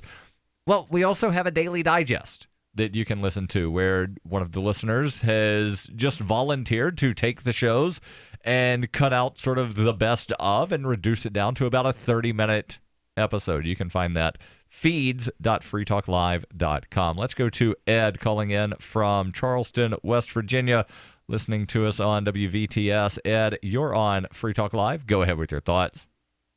Good evening. First-time caller, and yes, my radio is turned off. Excellent. I'd like to first love your bumper music. May I suggest an oldie but goodie, Hocus Pocus? Mm-hmm. Not one I'm necessarily familiar with off the top of my head, but it's probably one of those, as soon as I hear it, I'll be like, oh, yeah, that's the Yeah, song. we'll check it out. Yeah, so what'd you call in about, Ed? Well, the California water tax. This sounds like typical left-wing Bernie Sanders type logic. Why don't they just tax bottled water, since most people are drinking that as opposed to tap water? At the least, they're using a filtration system on their tap. Right. I think the idea is to penalize somebody else. So in California, what they do is they find some behavior that they don't like, and then they try to change that behavior through taxation. And there have been extra taxes placed on bottled water out there before. So they try to dissuade that. They've required people to pay for plastic garbage bags or plastic bags at the grocery store, things like that. This is just one where they say that, everybody needs to bear the cost of the additional pollutants, the additional filtration required for our farmers. And right, and the article that Heather is reading from NBC Los Angeles says that over the last 10 years, they've already raised the rates of the water, so now they're just wanting to tack on an extra 95 cents a month for everybody. It's basically they need new money for a new keep project. Moving closer and closer and closer to the society that was best described by the fictitious Colonel Flagg. Make sure that you remain loyal to the government that's going to hound your every step. That's very true. So, Ed, let me ask this question. Are you familiar with the CalExit proposal? Yes. What are your thoughts on that? Should California just go ahead and divorce itself from the rest of the country? I think we should divorce ourselves from California. I heard California is going to be splitting in 2 states, too. That was another thing I heard. There's a proposal it's a 3-state for 3. proposal. 3-state? Is that the one that's most likely to make it onto the ballot for a referendum? According to Draper, I forget if his first name's Tim or Tom, the guy that was behind it said that he turned in over twice as many signatures as was needed. Tim Draper. He is convinced that the validity rate is thus that it will be on the ballot. That's interesting. Yeah, Tim Draper's a big fan of cryptocurrencies. Yeah, and wasn't he one of the creators of PayPal? He may have been. Yeah. Ed, any final thoughts? Yeah, speaking of cryptocurrencies, my hat is off to those brave souls in, the Ukraine, forming a political party going to run entirely on cryptocurrency. Yeah. Sounds like somebody's been listening to those ads about those conscientious pirates trying to break the crown. Yeah, Ed, thank Nice. you. Good call. I And know. I love definitely- getting new callers. Definitely don't be a stranger. Let's go to Dave. And tell your friends to call too. Dave calling in from New Hampshire. Dave, you're on Free Talk Live. Go ahead with your thoughts. Hey, guys. Well, apparently the Selective Service is back under public discussion, and there's a New Hampshire connection. Really? All right. What do you mean? So what's happening is there's this thing called I got a letter from the war tax resistors about this, and there is an institution called the National Commission on Military, National, and Public Service. It's going from town to town in the United States, allowing public hearings on the Selective Service system. So does this mean they're going to beef it up? Are they going to tear it down? I don't know what, but it is an opportunity. I guess the last one was in Denver, and the next hearing will be in Nashua, New Hampshire on May 10th. So Wow. it will be a chance for New Hampshireites to verbally let them have it. And I'm guessing you're going to be there with your camera for RidleyReport.com? I don't know yet. That's about 2 weeks off. There is I like to say that it's the folks who brought you Gulf War sickness and Agent Orange. They're coming to ask if you want them to take their kids, basically. And if you want them to take your kids, then I guess you show up and say yes. So what would motivate you to go show up and cover this hearing? Logistical convenience. Okay. Understand. That's interesting. The fact that they're going around the country, I mean, this is a great opportunity. If you oppose the draft, an opportunity to get your name on the record, go and speak to them. And I assume at some point they'll be doing, they usually do something where they open it up to public comment online, and you can go to a website and do that. And that way you too can be ignored. Yes. Yeah, I mean, it's better that they're, at least pretending to go through some sort of process as opposed to not going through any process at all, I guess. But I like it when they pretend. Either way, I can't be in favor of this either, because it costs tax dollars either way. It costs tax dollars for them to come out and give you a chance to talk about them spending your tax dollars. Right? Sounds a little circular, David. Yeah. Dave, thank you. Oh, it is. And definitely keep us updated, especially if you wind up going to that thing. And again, that's Dave Ridley from RidleyReport.com, where he does a really good job of covering a lot of things that just, go past most people's radars. Right. He hears about him. He keeps his ear to the rail. He knows when things are going on. Yeah. So let's jump back into if there's anything else to discuss on this proposal out of California to wind up charging every household in California an additional 95 cents per month to wind up paying for water treatment plants. Okay, so basically it goes in. We already talked about how basically the farmers are the ones that are causing it. It says drought and the need to pump water to San Diego has already raised rates over the last 10 years since the first drought went into effect in 2008. Hong says the Taxpayers Association agrees that people in poor areas need help to improve water quality, but says this isn't the solution. The polluters need to pay. He said, if you're causing the problem, you should have to pay for it. Several environmental and farming groups support the bill, saying it's the only way around 1 million Californians can get clean drinking water. Of course the environmentalists and the farming groups support the bill, because the farmers getting subsidized by everybody else. They want their subsidies. Right. They love their subsidies while also simultaneously complaining about all them city slickers on the welfare. Yeah, but don't you think, like, if you have 1 million people that didn't have access to clean water, that can cause some problems. Your calls and thoughts welcome. 855-450-FREE. That's 855-450-3733. The Bitcoin.com wallet is a simple and powerful, full-featured wallet that allows you to send and receive Bitcoin Cash and Bitcoin Core with anyone, anywhere in the world. It supports both single and multi-signature wallets and is available in multiple languages. The Bitcoin.com wallet is available on Windows, Linux, Mac, Android, and iOS devices. Learn more at wallet.bitcoin.com. What's more profitable, running your business or doing bookkeeping? Doing your business, of course, but you want to keep your books so that you can maximize your tax savings, right? What if I told you that there's a person that's a bookkeeper, accountant, and law school graduate that's also a hardcore libertarian? My name is Melanie Johnson, and I hate the state. I will aggressively help you to minimize your tax exposure and maximize profits, all while staying within the law. Melanie's your best choice for your taxes and bookkeeping needs. Go to tax.freetalklive.com and check out our website, tax.freetalklive.com.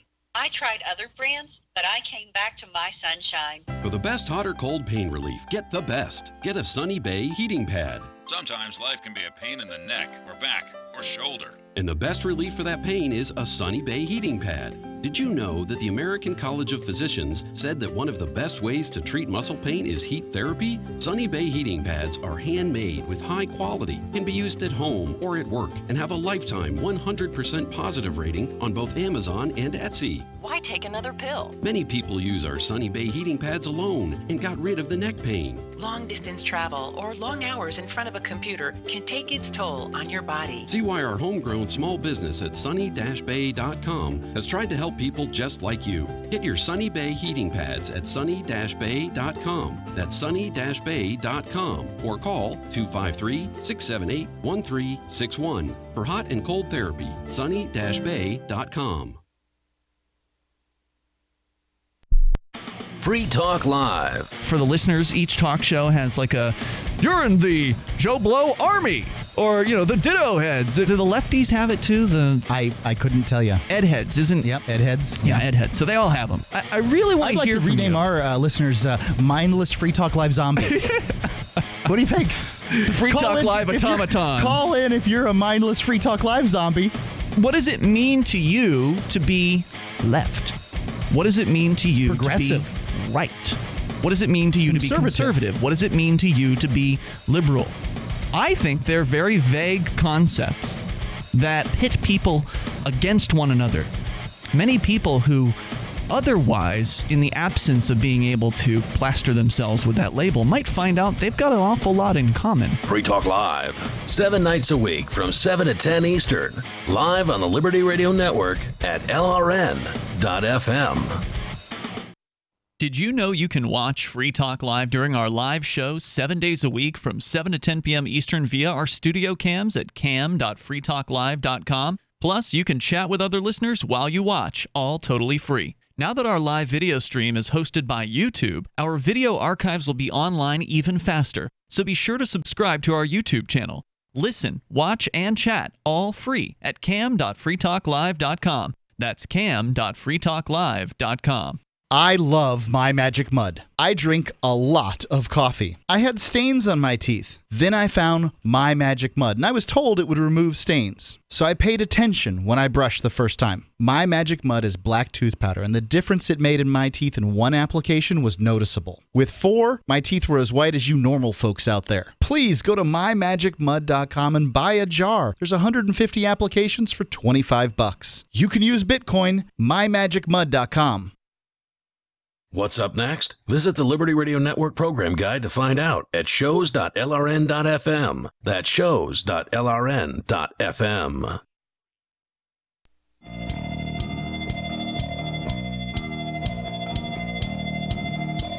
This is Free Talk Live. 855-450-FREE. That's 855-450-3733. Possibly time for you and your thoughts if you call in now. In studio tonight, it's Darryl. And Heather. And Chris. And, you know, we like cryptocurrencies. And there's one that is actually, you know, a lot better than the competition. Talking about Zencash. Now, blockchain technology, when it came out, was some really good tech because it was revolutionary. But when it comes to your transactions, using blockchain tech, you don't necessarily want that to be public for everyone to see. That's what makes Zencash so great. They have a privacy option for transactions and messaging using zero-knowledge proofs. Zencash has well over 10,000 secure nodes at this point, making it one of the most secure distributed networks of any cryptocurrency. And Zencash was made by voluntarists with the ideas of voluntary interaction being embedded into the white paper. Zencash has better tech than their competition. Learn more at zencash.com. That's zencash.com. And the wallet's not just available as some command line interface.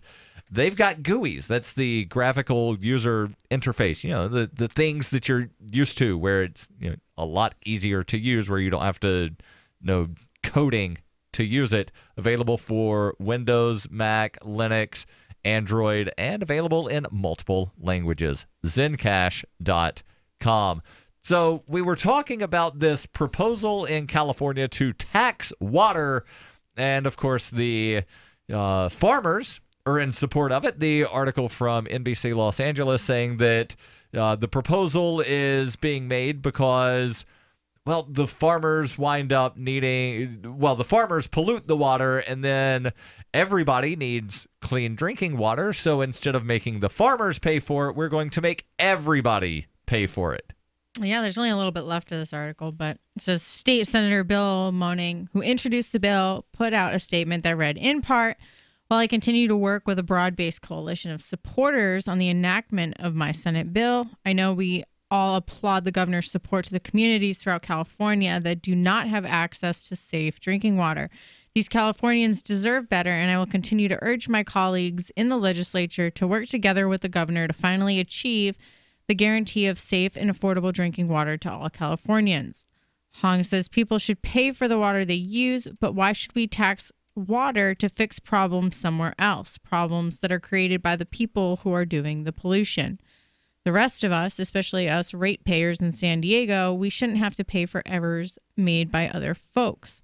Right now, there is no timetable if or when the bill might make it to the governor's desk. And, of course, this article doesn't say whether or not it ever made it out of a committee, if it's still sitting in a committee, if there was ever a committee hearing. So right now, as far as we know, it's just a proposal.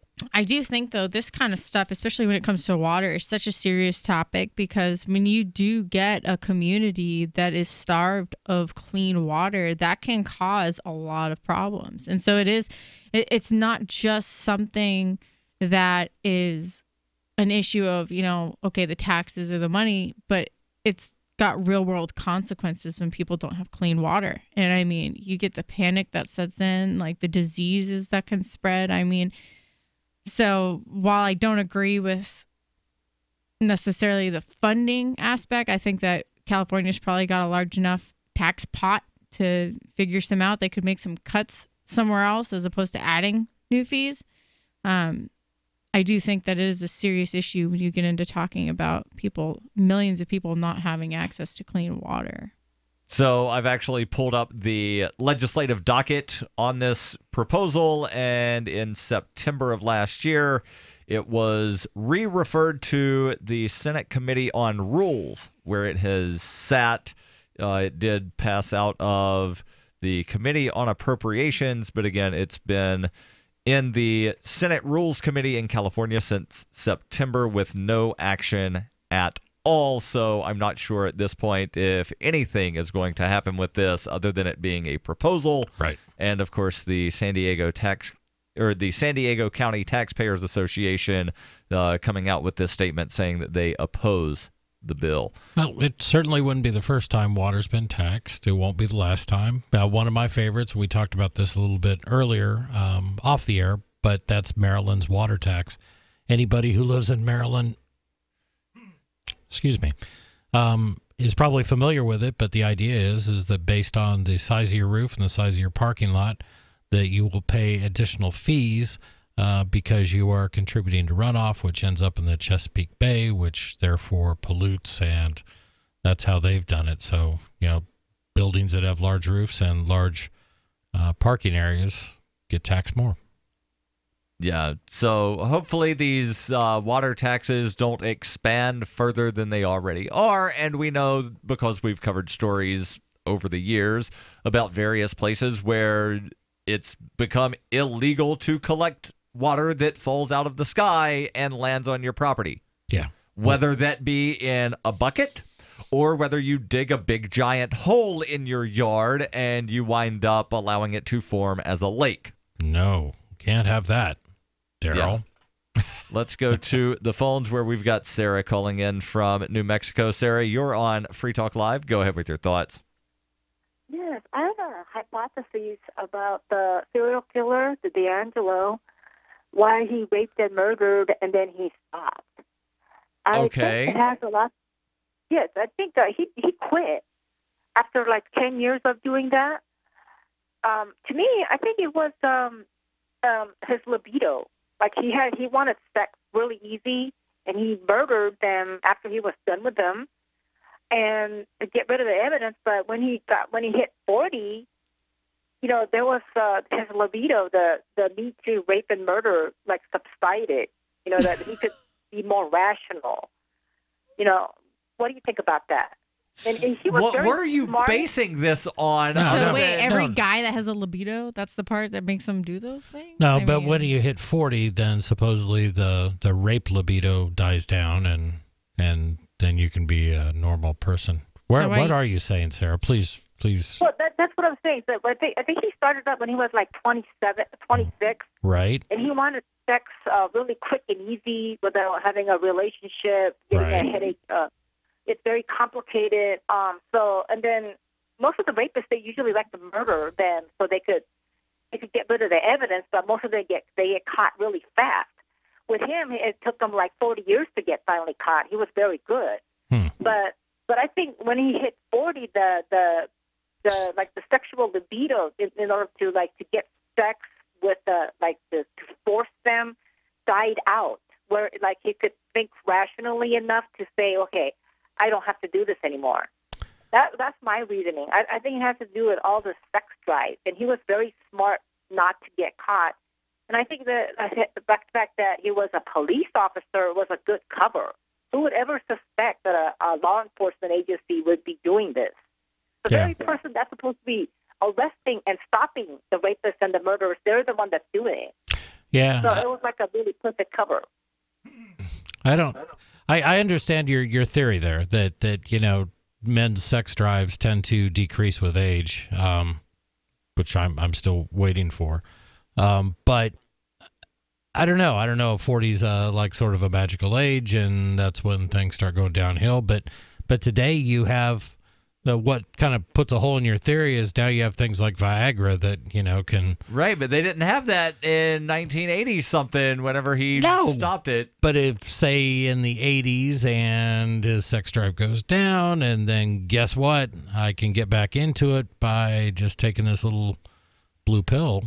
Yeah, I think it's a theory that is not founded in reality, well, Sarah. It's Thank you for speculatory. the call. We've been speculating on things all night.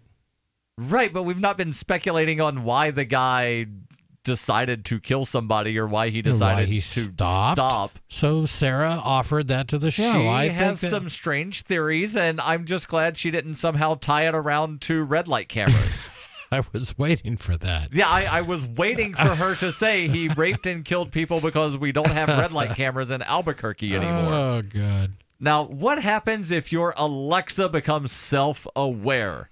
Article from TechCrunch says that Alexa will soon be able to recall information that you've directed her to remember, as well as have more natural conversations that don't require every command to begin with Alexa.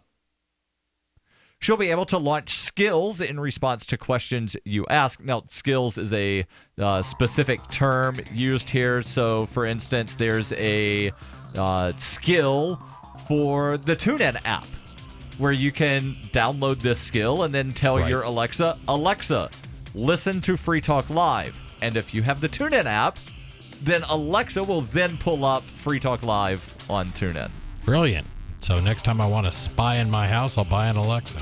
We'll be back tomorrow. We're out of time for tonight, but we are always online at freetalklive.com. Is spreading the message of liberty, cryptocurrency, and peace around the globe worth $2 per month to you? As you may already know, in addition to our internet feed, LRN.FM broadcasts on free-to-air satellite across North and Central America, as well as Sub-Saharan Africa. And we've been available on satellite for free 24/7 since 2010.